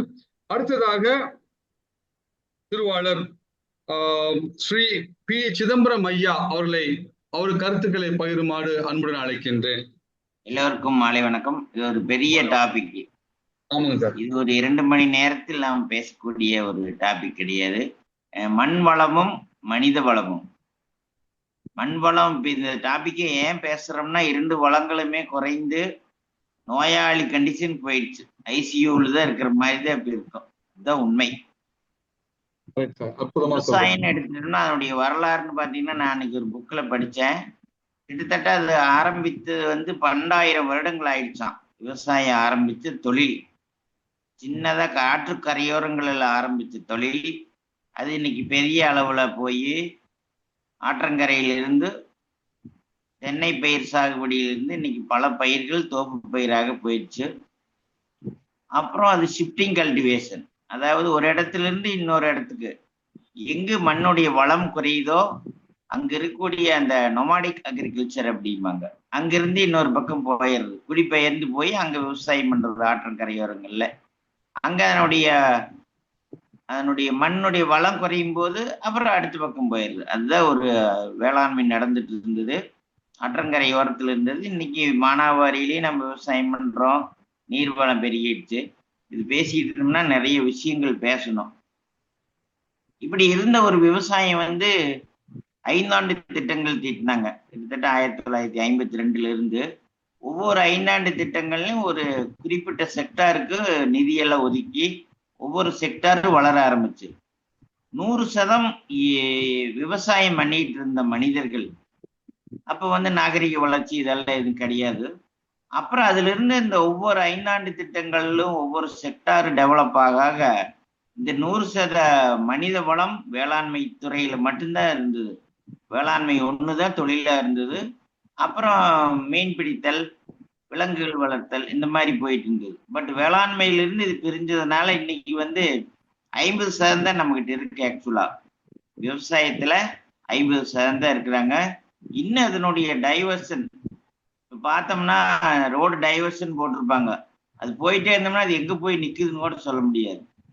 அதனால இந்த 5 ஆண்டு திட்டங்கள்ல ஏற்படக்கூடிய வளர்ச்சி, மக்கள் தொகை பெருக்கம் இதெல்லாம் ஒரு பெரிய காரணங்களாக நம்ம வந்து 1960 இருந்து உர உபயோகம் பயன்படுத்த ஆரம்பிச்சோம். ஹை ஈல்டிங் வெரைட்டிஸ், மோர் ஃபெர்டிலைசர் ரெஸ்பான்சிவ் வெரைட்டிஸ், ஹைபிரிட்ஸ் அது போட்டதுனாலதான் நம்ம வந்து இன்னைக்கு 6 இருந்து 7 டன் உற்பத்தி பண்ண முடியுது. இந்த உலகத்துக்கு வந்து பட்டினி இல்லாம இப்போ ஒரு முதல்ல பேசும்போது சொன்னாங்க 50 லட்சம் பேர் பட்டினியால இருக்கிறாங்கன்னா, நம்ம நாட்டுல கிடையாது, பல்வேறு ஆப்பிரிக்கன் நாட்டுல ஒருவேளை கூட உணவு இல்லாம இருக்காங்க, கஞ்சி குடிக்கிற கூட உணவு இல்லாம இருக்காங்க. அது வந்து உண்மை. அது வார் நடக்கிற பீரியட்ல அந்த மாதிரி நடக்கிறது வேற. ஆனா விவசாயமே இல்லாத நாடுகள் வந்து ஆப்பிரிக்கன் கண்ட்ரீஸ்ல இருக்கு. அதனால வந்து இது நம்மளுடைய நாகரிக வளர்ச்சி திட்டங்கள், இதன் மூலம் வந்து அக்ரிகல்ச்சர் அப்படியே டைவர்ட் ஆகி இன்னைக்கு அதை பத்தி நம்ம பேச வேண்டிய அளவுக்கு நம்ம தள்ளப்பட்டிருக்கோம். அதுதான் உண்மை. மண் வளமும் குறைஞ்சிருச்சு, மனித வளமும் குறைஞ்சிருச்சு. அடுத்தது பாத்தீங்கன்னா பஞ்சபூதங்களினுடைய பாதிப்பு. நம்ம ஏன் இவ்வளவு, நான் வந்து ஒரு IPM மாஸ்டர் ட்ரெயினர் காட்டுறேன்ல, இயற்கை நம்ம பேணாத காரணத்தினாலதான் நம்ம இவ்வளவு தூரம் பாதிக்கப்பட்டிருக்கோம். நீர், நிலம், காற்று, ஆகாயம் அனைத்திலையுமே மாசு. நம்மளே மாசு கட்டுப்பாடு துறைன்னு ஒண்ணு ஆரம்பிச்சிருக்கிறோம். இதுல மத்திய மாசு கட்டுப்பாடு துறைன்னு இருக்கு, மாநில மாசு கட்டுப்பாடு துறைன்னு இருக்கு, பல விதமான லேப் இருக்கு. இன்னைக்கு பாத்தீங்கன்னா ஒவ்வொரு ஊர்லயுமே அதிகமான மெடிக்கல் ஷாப் தான் இருக்கு. ஒவ்வொருத்தருமே இன்னைக்கு மருந்து சாப்பிடாத, ஒரு மாத்திரை கூட சாப்பிடாத மனிதர்கள் யாருமே இல்லைன்னு கூட சொல்லலாம். அது வேணா ஒரு 5% இருக்கலாங்களே என்னமோ. சுகருக்கு, ஹார்ட் ப்ராப்ளத்துக்கு, யூரின் ப்ராப்ளத்துக்கு, இப்படி நிறைய பிரச்சனைகள் உண்டாயிட்டு இருக்கு. நிறைய ஸ்பெஷலிஸ்ட் டாக்டர் உருவானதுக்கு காரணமே இந்த பொல்யூஷன். அதுக்கு மண் வளம் ரொம்ப கெட்டு போச்சுங்கிறது தான் உண்மை. அதனால வந்து அதை நாம வந்து எப்படி சரி பண்ண போறோங்கிறது தெரியல. அதுதான் இன்னைக்கு கிளைமேட் சேஞ்ச் பத்தி அதிகமா பேசுறோம். மழை வந்து 9 மணி நேரத்துல 20 சென்டிமீட்டர் 10 சென்டிமீட்டர் பெய்யுதுன்னா அதுக்கு வந்து பல்வேறு நம்ம உருவாக்கிய கெட்ட காரணங்கள் அல்லது கெட்ட இதுதான் சொன்னாங்க. பயோடைவர்சிட்டி பற்றி சார் சொன்னார், ப்ரொஃபஸர், அருமையான கருத்து. அந்த பயோடைவர்சிட்டி இல்லாம நம்ம போயிடுச்சு. அதனால இது வந்து அக்ரிகல்ச்சர் வந்து டைவர்ட் ஆகி எங்கேயோ போயிடுச்சு. அது ஏன் டைவர்ஷன் ஆச்சுன்னா மக்களுடைய 30 கோடியா இருந்தது இன்னைக்கு வந்து நம்ம 130 கோடிக்கு போயிட்டோம். அவங்களுக்கு உணவு போட்டு தான் ஆகணும். அதுல விஷம் இருக்குதா இல்லையான்னு டெஸ்ட் பண்ணிட்டு எல்லாம் சாப்பிட முடியாது. ஒரு வீட்டுல ஒரு குழந்தை இருந்ததுன்னா கொஞ்சமான உணவு போகுது. 4 குழந்தை இருந்தா அந்த தாய் வந்து அந்த அப்பா அம்மா அந்த குழந்தைக்காக ஃபர்ஸ்ட் உணவு கொடுத்தான் ஆகணுங்கிற சூழ்நிலையில நம்ம தள்ளப்பட்டு high yielding varieties, fertiliser application இதெல்லாம் போயிட்டோம். இயற்கையா இருந்த மண்ணுல நுண்ணூட்டங்கள் எல்லாமே இருந்துச்சு. அதிகமா மல்டிபிள் கல்டிவேஷன், ஒரே வருடத்துல பல பயிர்கள் சாகுபடி, அதுதான் அடிப்படையா நம்ம மண்ணை கெடுத்தது காரணம். அதனால வந்து 3 crop 4 crop multi tyre cropping அப்படின்னு. என்னைக்கு ஒரு மண்ணுல ஒரு சீசன்ல ஒரு பயிர் மட்டும் சாகுபடி பண்ணமோ அந்த மண் வளமும் பாதுகாக்க, இயற்கையிலேயே அந்த கால்நடைகள் மேயறோம் பிடிக்கிறோம், அதெல்லாமே மண் வளம் இயற்கையா இருந்தது. 3 பயிர் 4 வழி. இப்போ நோ பிரேக்கு. இன்னைக்கு அறுவடையான நாளைக்கு வந்து தொழி அடிச்சு டிராக்டர் விட்டு மடமடன்னு முடிச்சு அடுத்த ஒரு 1வது வாரத்தில் நம்ம இன்னைக்கு ப்ரோ ட்ரை பிளான்ஸ் எல்லாம் வந்துருச்சு. இப்போ SRI பிளான்டிங்னு பேடியில் பண்றோம், பிளான் ரெடியா இருக்குது. அடுத்ததே வந்து SRI மெஷினே வந்துருச்சு. இன்னைக்கு ஹவர்ஸ்க்கு இவ்வளவு கொடுத்து மணல் நட்டிடுறாங்க. உடனே யூரியா போட்டுறோம். இந்த மாதிரி நம்ம வந்து ஆனா ஒரு யூரியா போட்டோம்னா அது பயிர் கிடைக்கிறதுக்கு கிட்டத்தட்ட 7 to 10 நாள் ஆகும். அமைட் ஃபார்ம் யூரியா அது கன்வர்ஷன் ஆகி அமோனியம் கார்பனேட் ஆகி இந்த நைட்ரேட் சைக்கிள் ஒன்று படிச்சிருப்போம் நம்ம வேளாண்மையில. அது வந்து நைட்ரேட் கன்வர்ஷன் எல்லாம் போய் தான் வந்து மறுபடியும் பயிர் கிடைக்கும். ஆனா அது இதெல்லாம் செய்யறது முழுக்கும் நைட்ரோசோமனஸ் நைட்ரோபாக்டர்ங்கிற ஒரு நுண்ணுயிர். அந்த சர்க்கஸ்குள்ள போகாம அவங்க ஒன்றும் செய்யாம இந்த ஃபெர்டிலைசர் கன்வர்ஷன் நடக்காது. 1% ஆர்கானிக் கார்பன் நம்முடைய மண்ணில் இருக்கணும். ஆனா இன்னைக்கு இருக்கிறது 0.2 0.3 தான் எந்த லேபில் டெஸ்ட் பண்ணாலும். வேணா வந்து ட்ரைபல் ஏரியாவில் ஃபில் ஏரியாவில் அந்த 0.6 0.7 இருக்குல்ல. பிளைன்ஸ் பொறுத்த வரைக்கும் இன்னைக்கு 0.2 0.3 தான் இருக்கு. நான் சாயில் டெஸ்டிங்லயும் ஒர்க் பண்ணியிருக்கேன். ரொம்ப குறைவான இதுதான் அந்த ஆர்கானிக் கார்பன் கண்டென்ட் அனலைஸ் பண்ணுவோம். அதனால அந்த மண் வளம் வந்து 1% கொண்டு வரணும். அப்பதான் அது நல்லா இருக்கும். அப்புறம் நேச்சுரல் ரிசோர்ஸ் மேனேஜ்மெண்ட் ஒன்று இருக்கு. அதையும் நம்ம பாதுகாக்க தவறிட்டோம். அது வந்து நிறைய ஸ்கீம்ல நம்ம பிளான்டிங் ஆஃப் ட்ரீஸ் இந்த மாதிரி எல்லாமே நம்ம செஞ்சோம்னா தான் நம்ம நல்லா இருக்கு. ஒரு இது நம்ம படிச்சிருப்போம், வரப்புயிர நீர் உயிரும், நீர் உயிர நெல் உயிரும், நெல் உயிர கோன் உயிரும், கோன் உயிர குடி உயிரும். இதெல்லாம் வந்து இல்லை. அது வந்து ரொம்ப இது வந்து அதிக மக்கள் தொகை, அப்புறம் வெளிநாடுகளுக்கு ஏற்றுமதி பண்றோம். இந்தியா பாத்தீங்கன்னா அதிகமான இது வந்து நம்மளுடைய வருமானம்னு எடுத்துட்டீங்களா, சில டேட்டாஸ் நம்ம பேசணும். உலகத்துல 2.4% தான் நம்ம ஜியோகிராபிக்கல் ஏரியா, 4% தான் வாட்டர் ரிசோர்ஸ் நம்மகிட்ட இருக்கிறோம். ஆனா 11% எக்ஸ்போர்ட்ஸ்ல நம்ம குளோபலா இது பண்றோம். 2வது நாடா ஃபார்ம் அவுட்புட்ல நம்ம 178 மில்லியன் ஹெக்டேர்ஸ் வச்சு பண்ணிட்டு இருக்கிறோம். அதனால வந்து நம்ம வந்து என்ன செய்யணும் அப்படின்னா, இந்த மண் வளத்தை நம்ம மேம்படுத்துறதுக்கு என்னென்ன வழிகள் இருக்கோ அதை செய்யணும். இந்த 100% விவசாயம் செஞ்ச மனிதர்கள், அந்த நாகரிகம் இல்லாத மனிதர் அவருக்கு வேற எதுவும் தெரியாது. இன்னைக்கு நிறைய செக்டார் இருக்கு, ஆர்டிபிஷியல் இன்டெலிஜென்ஸ் வந்துடுச்சு, அதனால நம்ம வெவ்வேறு தொழிலுக்கு போலான்னு நினைக்கிறாங்க. இந்த கொரோனா பீரியட்ல ஒரு 3 வருஷத்துல நம்ம அந்த லாக்இன் பீரியட் இருந்தப்போ உணவளித்தது விவசாயிகள் தான்.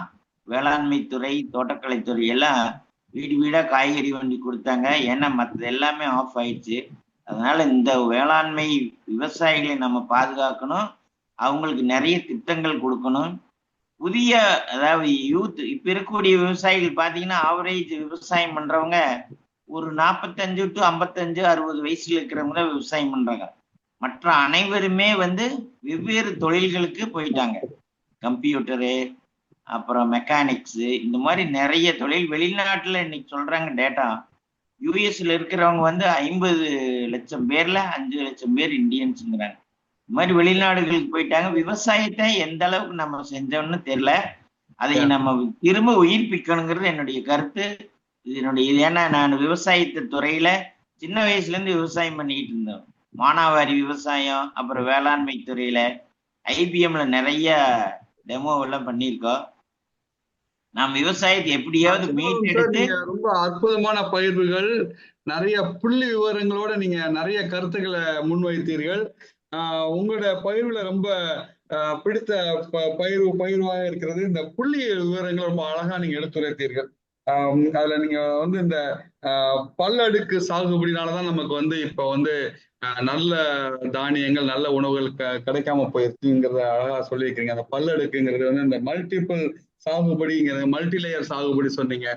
அதே மாதிரி இந்த மண் வளத்துல வந்து முக்கியமா இருக்க வேண்டியது இந்த 1% கார்பன் இருக்கணும், ஆர்கானிக் கார்பன் இருக்கணும்னு சொல்லியிருக்கீங்க. ஏன்னா இப்ப இருக்கிற விவசாய நிலத்துல எல்லாமே பாத்தீங்கன்னா ஆர்கானிக் கார்பன் கண்டென்ட் வந்து 0.2 to 0.3 ஆயிடுச்சு. அப்படிங்கிறப்ப அந்த மண் வளம் வந்து குறைந்து விட்டது என்பது ரொம்ப ஆதாரபூர்வமா புள்ளியல் விவரமா நீங்க எடுத்து சொன்னீங்க.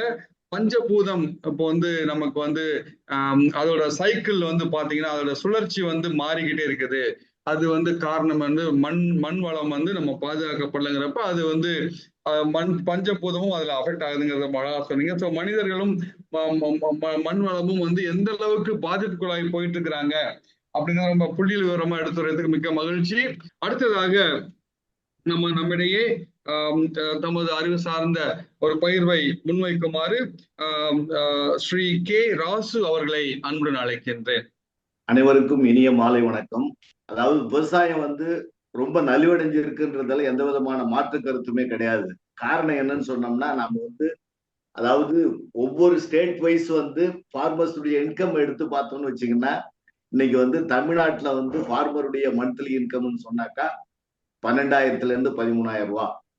அதே வந்து நீங்க பஞ்சாப் ஹரியானாவுக்கு போனீங்கன்னாக்கா 28,000 ரூபாய், 26,000 ரூபாய். சிக்கிம் போனீங்கன்னாக்கா அதை விட இன்னும் கொஞ்சம் கம்மி, மகாராஷ்டிராவில கொஞ்சம் அதிகம். இப்படி வந்து பாத்தீங்கன்னாக்கா அந்த ஃபார்மர்ஸுடைய இன்கம் வந்து குறைஞ்சிருக்கு. அதுக்கு காரணம் என்னன்னு பாத்தீங்கன்னா, அதிகமா வந்து பாத்தீங்கன்னாக்கா லேபர் ஃபோர்ஸ் வந்து ரொம்ப மிக முக்கியமானது. ஹியூமன் ரிசோர்சஸ் மேனேஜ்மெண்ட்ல வந்து அக்ரிகல்ச்சருக்கு வந்து ப்ரொடக்டிவிட்டியை இன்க்ரீஸ் பண்றதுக்கும் இன்கம் வந்து இன்க்ரீஸ் பண்றதுக்கும் மிக முக்கியமான ஒரு இது வந்து சோர்ஸ் வந்து நமக்கு லேபர் ஃபோர்ஸ். அந்த லேபர் ஃபோர்ஸ் பாத்தீங்கன்னா, அதாவது நம்ம யங் ஃபார்மர்ஸ், விமன் ஃபார்மர்ஸ், அப்புறம் ஏஜ்டு ஃபார்மர்ஸ். இப்ப இவங்கள வந்து யங் ஃபார்மர்ஸ் வந்து கொஞ்சம் நல்லா ஒர்க் பண்றாங்க. அதனால கொஞ்சம் ஓரளவு அக்ரிகல்ச்சர் வந்து போய்கிட்டு இருக்கு. விமன் ஃபார்மர்ஸ் வந்து கடுமையா அவங்களும் வந்து கிராமத்துல வந்து உழைச்சிக்கிட்டு இருக்காங்க. இன்னைக்கு வந்து பாத்தீங்கன்னாக்கா நம்ம 6 லட்சம் கிராமங்கள் இருக்கு இந்தியாவில். வந்து 6 லட்சம் குறைஞ்சது 6 லட்சம் கிராமங்கள். அந்த கிராமங்கள்ல இப்ப நாம என்ன சொல்றோம்னு சொன்னா, ஒவ்வொரு கிராமத்துக்கும் பட்ஜெட் வந்து நாம வந்து இப்ப இன்னைக்கு வந்து ஸ்டேட் வைஸ் வந்து பட்ஜெட் போட ஆரம்பிச்சிட்டோம். அக்ரிகல்ச்சர் பட்ஜெட் போட்டு இன்னைக்கு வந்து நாம இம்ப்ளிமெண்ட் பண்ணிக்கிட்டு இருக்கோம். அதே மாதிரி ஒவ்வொரு கிராமத்தையும் எடுத்துக்கணும். கிராமத்துல கிடைக்கக்கூடிய ரிசோர்சஸ் என்னென்ன இருக்கு, அங்க இருக்கக்கூடிய அதாவது அது மண் வளமாகட்டும், மற்ற பவுல்ட்ரி ஆகட்டும், அல்லது கேட்டில் ஆகட்டும், அல்லது வந்து மனித வளமாகட்டும், அத ஃபாரஸ்ட் ரிசோர்சஸ், அப்புறம் மவுண்டைன்ஸ், இந்த மாதிரி வந்து இருக்கக்கூடிய அத்தனை ரிசோர்சஸையும் நீங்க வந்து கால்குலேட் பண்ணி அதுக்கு தகுந்த மாதிரி ஒரு திட்டம் தயாரித்தால் ஒழிய நாம இனி வந்து ஒவ்வொரு கிராமத்தையும் முன்னேற்ற முடியாது. அது வந்து இப்ப நாங்க வந்து என்னுடைய GAHCS என்ற அமைப்பு மூலமா global agriculture and horticulture consultancy services, இதன் மூலமா வந்து நான் சொல்ல வர்ற ஒரு அரசாங்கத்துக்கு சொல்ல வர ஒரு மெசேஜ் என்னன்னு சொன்னா, ஒவ்வொரு கிராமத்திலையும் நம்ம கிட்ட வந்து ரிசோர்சஸ் இருக்கு, மனித வளம் இருக்கு, இல்லாம இல்ல, எக்ஸ்பர்ட்ஸ் இருக்காங்க, எக்ஸ்டென்ஷன் பீப்புள் இருக்காங்க, அக்ரிகல்ச்சர் டிபார்ட்மெண்ட்ல வந்து நிறைய எக்ஸ்டென்ஷன் ஃபங்க்ஷனரிஸ் இருக்காங்க. AO இருக்காரு, அசிஸ்டன்ட் அக்ரிகல்ச்சர் ஆபீசர், பிளாக், அப்புறம் வந்து BTMன்றோம், ATMன்றோம், பிளாக் டெக்னாலஜி மேனேஜர்ன்றோம். அப்புறம் வந்து பாத்தீங்கன்னாக்கா டிஸ்ட்ரிக்ட் லெவல்ல வந்து அசிஸ்டன்ட் டைரக்டர், அதாவது தாலுக் லெவல்ல அசிஸ்டன்ட், பிளாக் லெவல்ல இருக்கு assistant director horticulture, assistant director seed certification. அப்புறம் இப்படி பாத்தீங்கன்னாக்கா அது வந்து agriculture production commissioner and secretary வரைக்கும் செட்டப் எல்லாம் நல்லா தான் இருக்கு. அக்ரிகல்ச்சர் எக்ஸ்டென்ஷன் ஃபங்க்ஷனரிஸ் எந்த அளவுக்கு ஒர்க் பண்றதுன்றது வந்து மிகப்பெரிய ஒரு question mark. Most of the times they are spending in the office itself.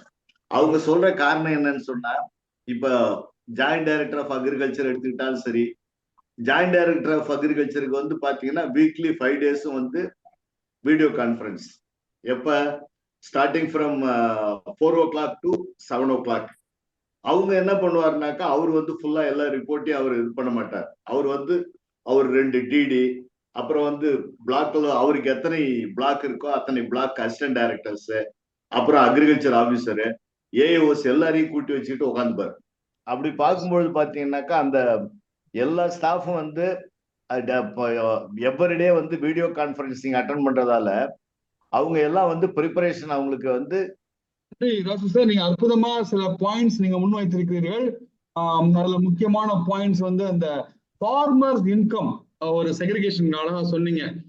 ஒவ்வொரு விவசாயிகளும் எந்த அளவுக்கு வந்து அவங்களோட வந்து வருமானத்துல குறைக்கப்பட்டிருக்கிற வருமானம் வந்து வளராமல் குறைந்து இருக்கிறத பத்தி அழகா சொல்லியிருக்கிறீங்க.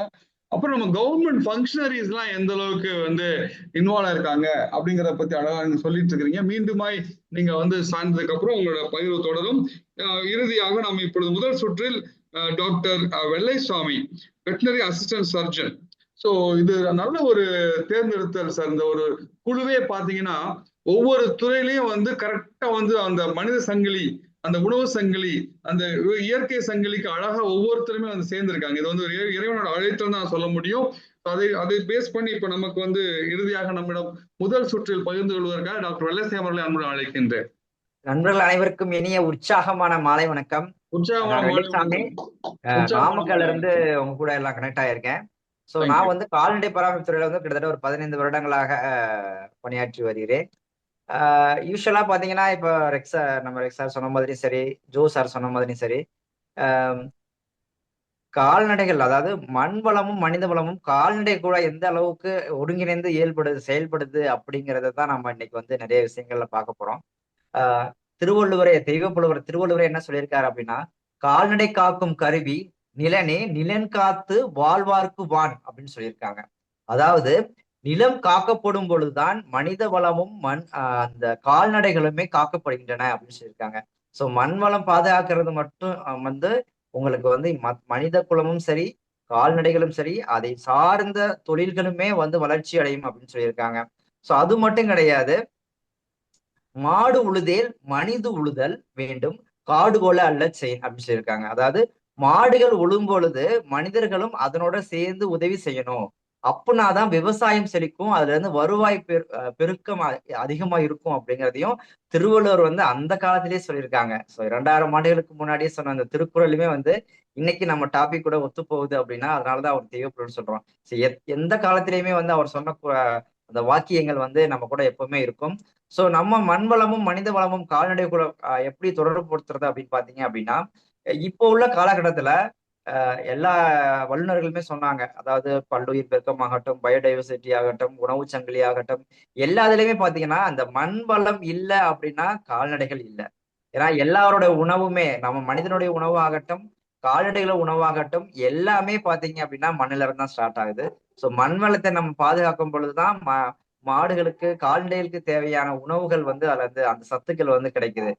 கால்நடைகளுக்கு மட்டும் இல்ல, நமக்குமே வந்து அந்த பைட்டோ பிளான்ட் சொல்லக்கூடிய அந்த நியூட்ரியன்ஸுமே வந்து நமக்கு கிடைக்குது. சோ ஒன்றிலிருந்து ஒன்று உணவு சங்கிலி வந்து தொடர்ந்து கிடைக்குது. சோ மண்ணில இருந்து அந்த செடி, எல்லா மரங்கள் எல்லாமே வளரும் பொழுது அதை நம்ம உணவாக எடுத்துக்கொள்ளும் பொழுதும், கால்நடைகளும் உணவாக எடுத்துக்கொள்ளும் பொழுதும் அதுல கிடைக்கக்கூடிய நியூட்ரியன்ஸ் தான் வந்து நம்மள உயிரோட ஒரு உடல் ஆரோக்கியத்தோட வச்சிருக்கு அப்படின்னு தான் சொல்லணும். சோ அப்ப எந்த அளவுக்கு நம்ம வந்து அதை மண் வளத்தையோ பாதுகாக்கணும் அப்படிங்கிறத நான் இந்த நேரத்துல வந்து நான் உங்க கூட வந்து 2வது சுற்றுல பகிர்ந்து போறேன். சோ நிறைய டைம் வந்து எல்லாருமே வல்லுநர்கள் எடுத்துக்கிட்டாங்க. சோ நம்ம அடுத்த ரவுண்ட்ல வந்து நம்ம சந்திக்கலாம் கூடுதல் தகவல்களோடு. Over to the host Rex sir. Doctor Vellasamy அற்புதமா சொன்னீங்க. அதாவது மண் வளம் காக்கப்படும் பொழுதுதான் மனித வளம் காக்கப்படுகிறது. மண் வளமும் மனித வளமும் காக்கப்படுவதற்கு கால்நடை வளமும் காக்கப்பட வேண்டும் என்பதற்கு அந்த ஒரு அழகான ஒரு கட்டமைப்பு ஒரு சங்கிலிக்குள்ள இருக்குது. அப்படிங்கிறப்ப மண் வளம் தான் ஆதாரம்ங்கிறத ரொம்ப திருக்குறளை வைத்து அழகா நீங்க மேற்கோள் காட்டி நீங்க அதை பகிர்ந்து கொண்டீர்கள். மிக்க மகிழ்ச்சி. ரொம்ப அற்புதமான ஒரு பகிர்வுகள். ஒவ்வொருத்தருக்கும் அவங்களோட பகிர்வு பார்த்தீங்கன்னா நமக்கு வந்து நல்ல ஒரு விழிப்புணர்ச்சி ஏற்படுத்துகின்ற ஒரு பகிர்வா அமைந்தது. டாக்டர் நிர்மலா குமாரிலிருந்து ஆரம்பித்தோம்.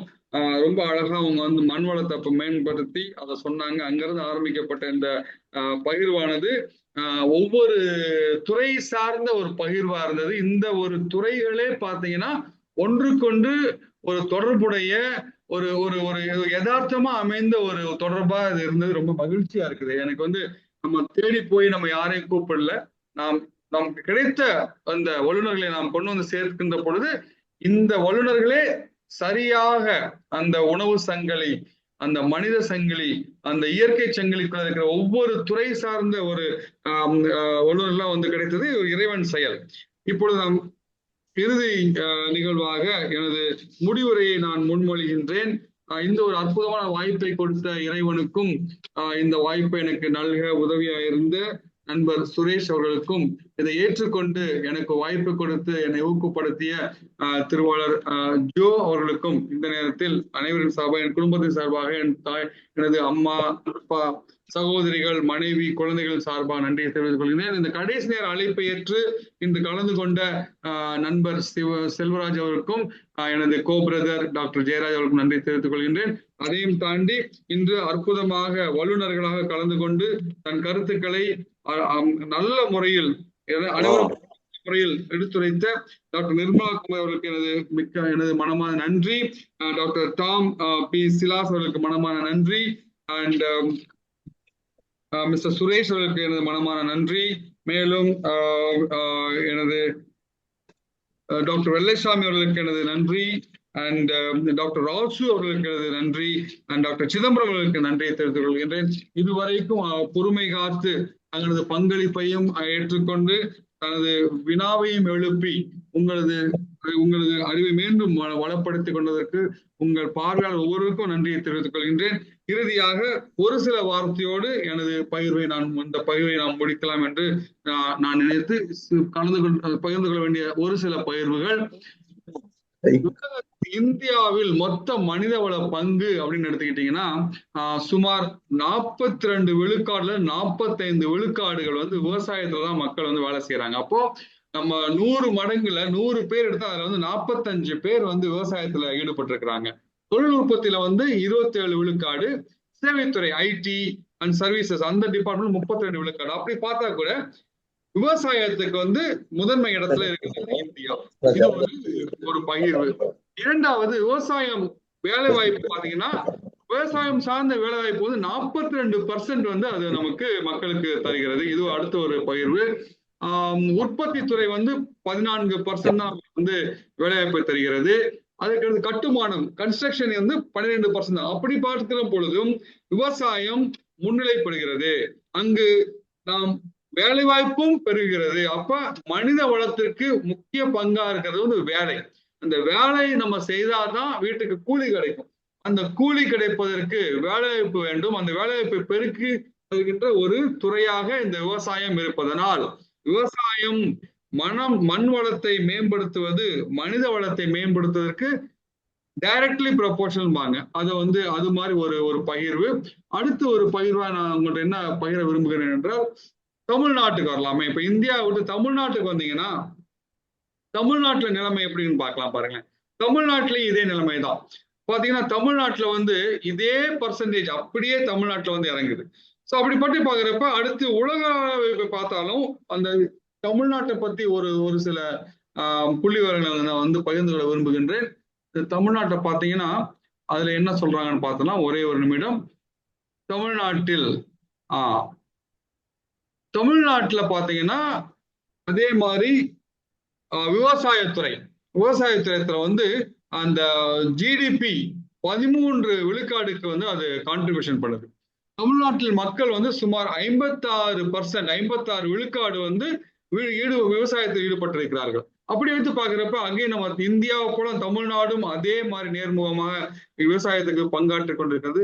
அப்படி நம்ம கொஞ்சம் நம்ம அறிவை உயர்த்தி நம்ம உலக நாட்டில் போய் பார்த்தோம்னா உலக நாட்டில் பாக்குறப்ப அங்க என்ன நடக்குன்னு பார்க்கலாமே. உலக நாட்டுல பாக்குறப்ப எப்படி இந்த மாற்றம் ஏற்படுது என்றால், உலக நாட்டுல சேவைத்துறைக்கு முதன்மை பெறுகிறது. சேவைத்துறை, அதாவது சர்வீசஸ் இண்டஸ்ட்ரி, அதுக்கு 50% வேலைவாய்ப்பு அதுல கிடைக்குது. விவசாயத்துக்கு உலகளாவிய பங்களிப்பு விவசாயத்துக்கு 26%. அந்த உலகத்துல 26% அக்ரிகல்ச்சர் இஸ் இன்வால்வ்டு. ஸோ இப்படிப்பட்ட ஒரு புள்ளி விவரங்கள் நம் கையில் இருக்கின்றது. அப்படி பார்க்கிறப்ப நாம் முதலில் மாற்ற வேண்டியது நம்மை மாற்ற வேண்டும். நம்மை சுற்றி இருக்கின்ற சுற்றத்தை மாற்ற வேண்டும். நாம் இருக்கின்ற இடத்தை மாற்ற வேண்டும். அதற்கடுத்து நாம் இருக்கின்ற அந்த வாழ்கின்ற ஊரை மாற்ற வேண்டும். இதுதான் நம்மளால நம்ம கை கட்டின தூரம். சோ நாம் நம்மை மாற்றிக்கொள்வோம். முதலில் நாம் இந்த விவசாயத்துறையை பற்றிய அறிவை வளர்த்துக் கொண்டு அந்த நுண் உயிர்களுக்கு எவ்வாறு நம்ம காக்க வேண்டும் என்ற அறிவை வளர்த்துக் கொண்டு அதற்கு நாம் முயற்சி ஈடுபடுகிற அந்த கல்வியை நாம் கையில் எடுத்து அடுத்த தலைமுறைக்கு நாம் அதை கொண்டு போய் சேர்க்க வேண்டும். அந்த பொறுப்பு நம்ம இருக்கிறோம். இன்னைக்கு நம்ம இந்த ஒரு காணொலியில நான் சொல்ல வேண்டிய முக்கியமான கருத்து என்னன்னா, நாம் நமது தலைமுறையில் விவசாயத்தை நேசித்தோம், விவசாயத்தோடு வளர்ந்தோம், விவசாயிகளை நாம் கட்டி அரவணைத்திருக்கின்றோம். நமது குடும்பத்தில் குறைந்தது ஒரு விவசாயியாவது ஒவ்வொரு குடும்பத்திலும் இருந்திருக்கின்றார்கள். ஆனால் வருகின்ற தலைமுறையில் விவசாயிகள் ஒவ்வொரு குடும்பத்திலும் இருப்பார்களா? இந்த ஒரு கேள்வியை நாம் முன்வைக்கின்றேன். நமது பொறுப்பு அடுத்த தலைமுறைக்கு இந்த விவசாயத்தின் அருமை எவ்வாறு கடத்தி செல்ல போகின்றோம். இந்த ஒரே ஒரு கேள்வியை மட்டும் நம்ம மனதுல இருத்துவோம். அதற்குண்டான முயற்சியில ஒவ்வொருத்தரும் ஒவ்வொரு துறையில இருக்கிறீங்க. சார் ஜோ சார் ரொம்ப அற்புதமா 792 சார் 795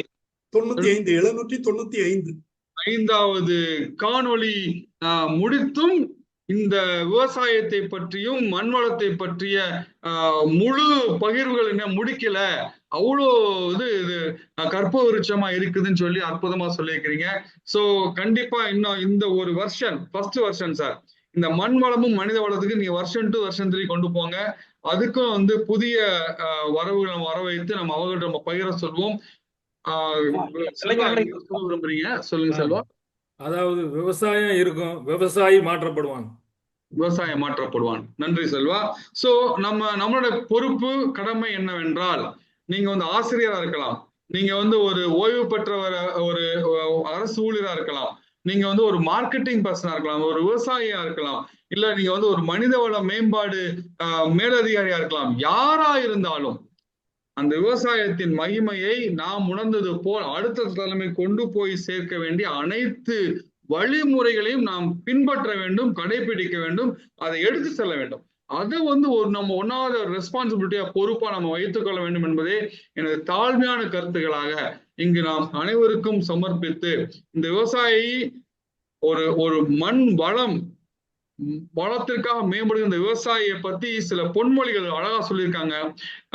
விவசாயம் செய்யும் கைப்பணியே உலகத்தின் உணவு சங்கிலியின் ஆதாரம்னு விவசாயத்தை மேற்கோள் காட்டிருக்கிறாங்க.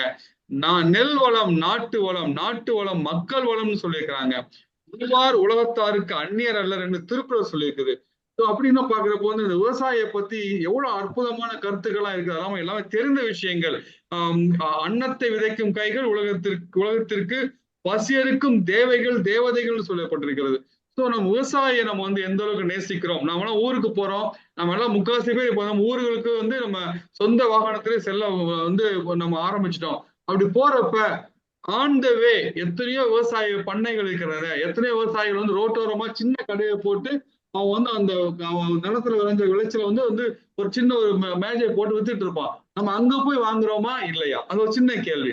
நம்ம ஒரு சூப்பர் ஸ்டோர் போறோம், பழமுதிர் சோலைன்னு போயிட்டு நம்ம பொருட்கள் வாங்க ஆரம்பிச்சிட்டோம். ஆனா நம்ம ஒரு மணி நேரம் வண்டி எடுத்துட்டு டிராவல் பண்ணாக்க இந்த ஊர்களுக்கு போயிடலாம். ஊர்கள்ல போயிட்டு அந்த விவசாயி நல்ல ஒரு பணம் பார்க்கட்டுமே அப்படிங்கிற எண்ணத்தோட நம்ம எத்தனை பேர் போய் நம்ம விவசாயி வைத்திருக்கிற அந்த மேசையில போட்டுக்கிற அந்த பொருட்களுக்கு நம்ம முக்கியத்துவம் கொடுத்து வாங்குறோம். அந்த ஒரு சின்ன ஒரு மாற்றத்தை நம்ம கொண்டு வந்தாலே அது ஒரு பெரிய ஒரு மாற்றத்தை வழிவகுக்கும். அந்த விவசாயியோட நான் பார்த்திருக்கிறேன். நானும் எங்க அப்பா ஒரு விவசாயி விளைஞ்ச ஒரு வாழைப்பழ தாரை வித்தாங்க. வித்தப்போ அவங்க ஒரு சீப்பு பழம் எவ்வளவுன்னு எங்க அப்பா கேட்டாரு. அந்த பொண்ணு அந்த பாட்டிமா 24 ரூபான்னாங்க. எங்க அப்பா எக்கனாமிக்ஸ் ப்ரொஃபஸர்னால அது 22 ரூபான்னு பேரம் பேசினாரு. நான் என்னப்பா அந்த பாட்டி வெயில்ல உட்காந்துட்டு இருக்காங்கப்பா, அவங்கள்ட்ட போய் நீங்க பேரம் பேசுறீங்களா? பாட்டி எவ்வளவு பாட்டி அந்த வாழைப்பழம் சீப்பு? 24 ரூபா. நாங்க எங்க அப்பாட்ட நான் சம்பாதிக்கல அப்ப இருந்தாலும் அப்பா காசை வாங்கி 25 ரூபா வாங்கி அந்த பாட்டிகளை கொடுத்தேன். அந்த பாட்டி சொன்ன காசு 24 ரூபா, நான் கொடுத்த காசு 25 ரூபா. அந்த 1 ரூபா கூட கொடுத்தப்ப அந்த பாட்டி சிரித்த அந்த புன்னகை இன்றும் என் மனதில் இருக்கிறது. நான் அப்படிப்பட்ட அந்த புன்னகையை நானும் என் சகோதரியுமே இந்த ஒரு காரியத்தை பண்ணிக்கிறோம். ஒரு இடத்துல போய் நாங்க பேரம் பேசாம அந்த ஒரு பழ சீப்பு வாங்குறப்ப 25 ரூபாய்க்கு 30 ரூபா கொடுத்துட்டு வந்தோம். அப்ப அவங்க எங்களை பார்த்த ஒரு நன்றி உணர்ச்சியோட ஒரு பார்வை அது அந்த மாற்றத்தை கொடுத்துருக்குது. அந்த ஒரு மாற்றத்துக்கு ஏற்படுத்துறப்ப நமக்கு மகிழ்ச்சி, அது ஈடு செய்ய முடியாத மகிழ்ச்சி. நான் போய் ஒரு 5 ஸ்டார் ஹோட்டல்ல போயிட்டு ஒரு 5000 ரூபாய்க்கு சாப்பிட்டா கூட அந்த சந்தோஷம் எனக்கு கிடைக்காது. அந்த ஒரு வயசான ஒரு பாட்டி, அந்த விவசாயி அவனை மகிழ்வித்து பார்க்கின்ற பொழுது கிடைக்கின்ற மகிழ்ச்சிக்கு எல்லையே இல்லை. அது இறைவனை பார்க்கின்ற ஒரு செயலை நமக்கு காண்பிக்கின்றது. சோ அந்த ஏழையின் சிரிப்பில் நாம் இறைவனை காண்போம் என்கின்ற இந்த கருத்தை பதிவு செய்து நாம் அனைவரும் விவசாயத்தை மதிப்போம், விவசாயியை நேசிப்போம். சென்று விவசாயியிடம் பேரம் பேசாமல் அவன் சொல்ற விலைக்கு நாம் பொருட்களை வாங்கி வரலாம் என்கின்ற அந்த ஒரு ஒரு ஒரு விருப்பத்தையும் வேண்டுகோளையும் பணிவன்போடு இந்த சபையில் நான் சமர்ப்பித்து இந்த வாய்ப்பை கொடுத்த இறைவனுக்கும் இந்த வாய்ப்பை நல்கிய திருவாளர் ஜோ அவர்களுக்கும் சுரேஷ் அவர்களுக்கும் நண்பர்கள் கலந்து நண்பர்களுக்கும் என் குடும்பத்தாருக்கும் நன்றி செலுத்தி நன்றியோடு இந்த இந்த காணொலியை இனிதாக நிறைவு செய்கின்றேன். நன்றி, வணக்கம். நன்றி சார், நன்றி. இதுவரை மண் வளமும் மனித வளமும் தொடர்பான தகவல்கள் வழங்கப்பட்டன. அருமையான கலந்துரையாடல். இந்த நிகழ்ச்சியை முன்னின்று நடத்திய திரு ரெக்ஸ் அவர்களுக்கு எனது நெஞ்சார்ந்த நன்றியினை தெரிவித்துக் கொள்கிறேன். மேலும் இந்த நிகழ்ச்சியில் பங்கு பெற்று பல்வேறு கருத்துக்களை தெரிவித்த doctor A Nirmalakumari, doctor Thampi Silas, professor doctor Jayaraj, Thiru Rasu, Thiru Chidambaram, Thiru Selvaraj, doctor Vellaisamy, Thiru Suresh Mariaselvam மற்றும் அனைத்து பங்கேற்பாளர்களுக்கும் எனது நெஞ்சார்ந்த நன்றியினை தெரிவித்துக் கொள்கிறேன். இன்றைய நிகழ்ச்சியத்துடன் நிறைவு பெறுகிறது. இன்னொரு நிகழ்ச்சியில் நாளை மறுதினம் சந்திக்கலாம். நன்றி, வணக்கம். வணக்கம்.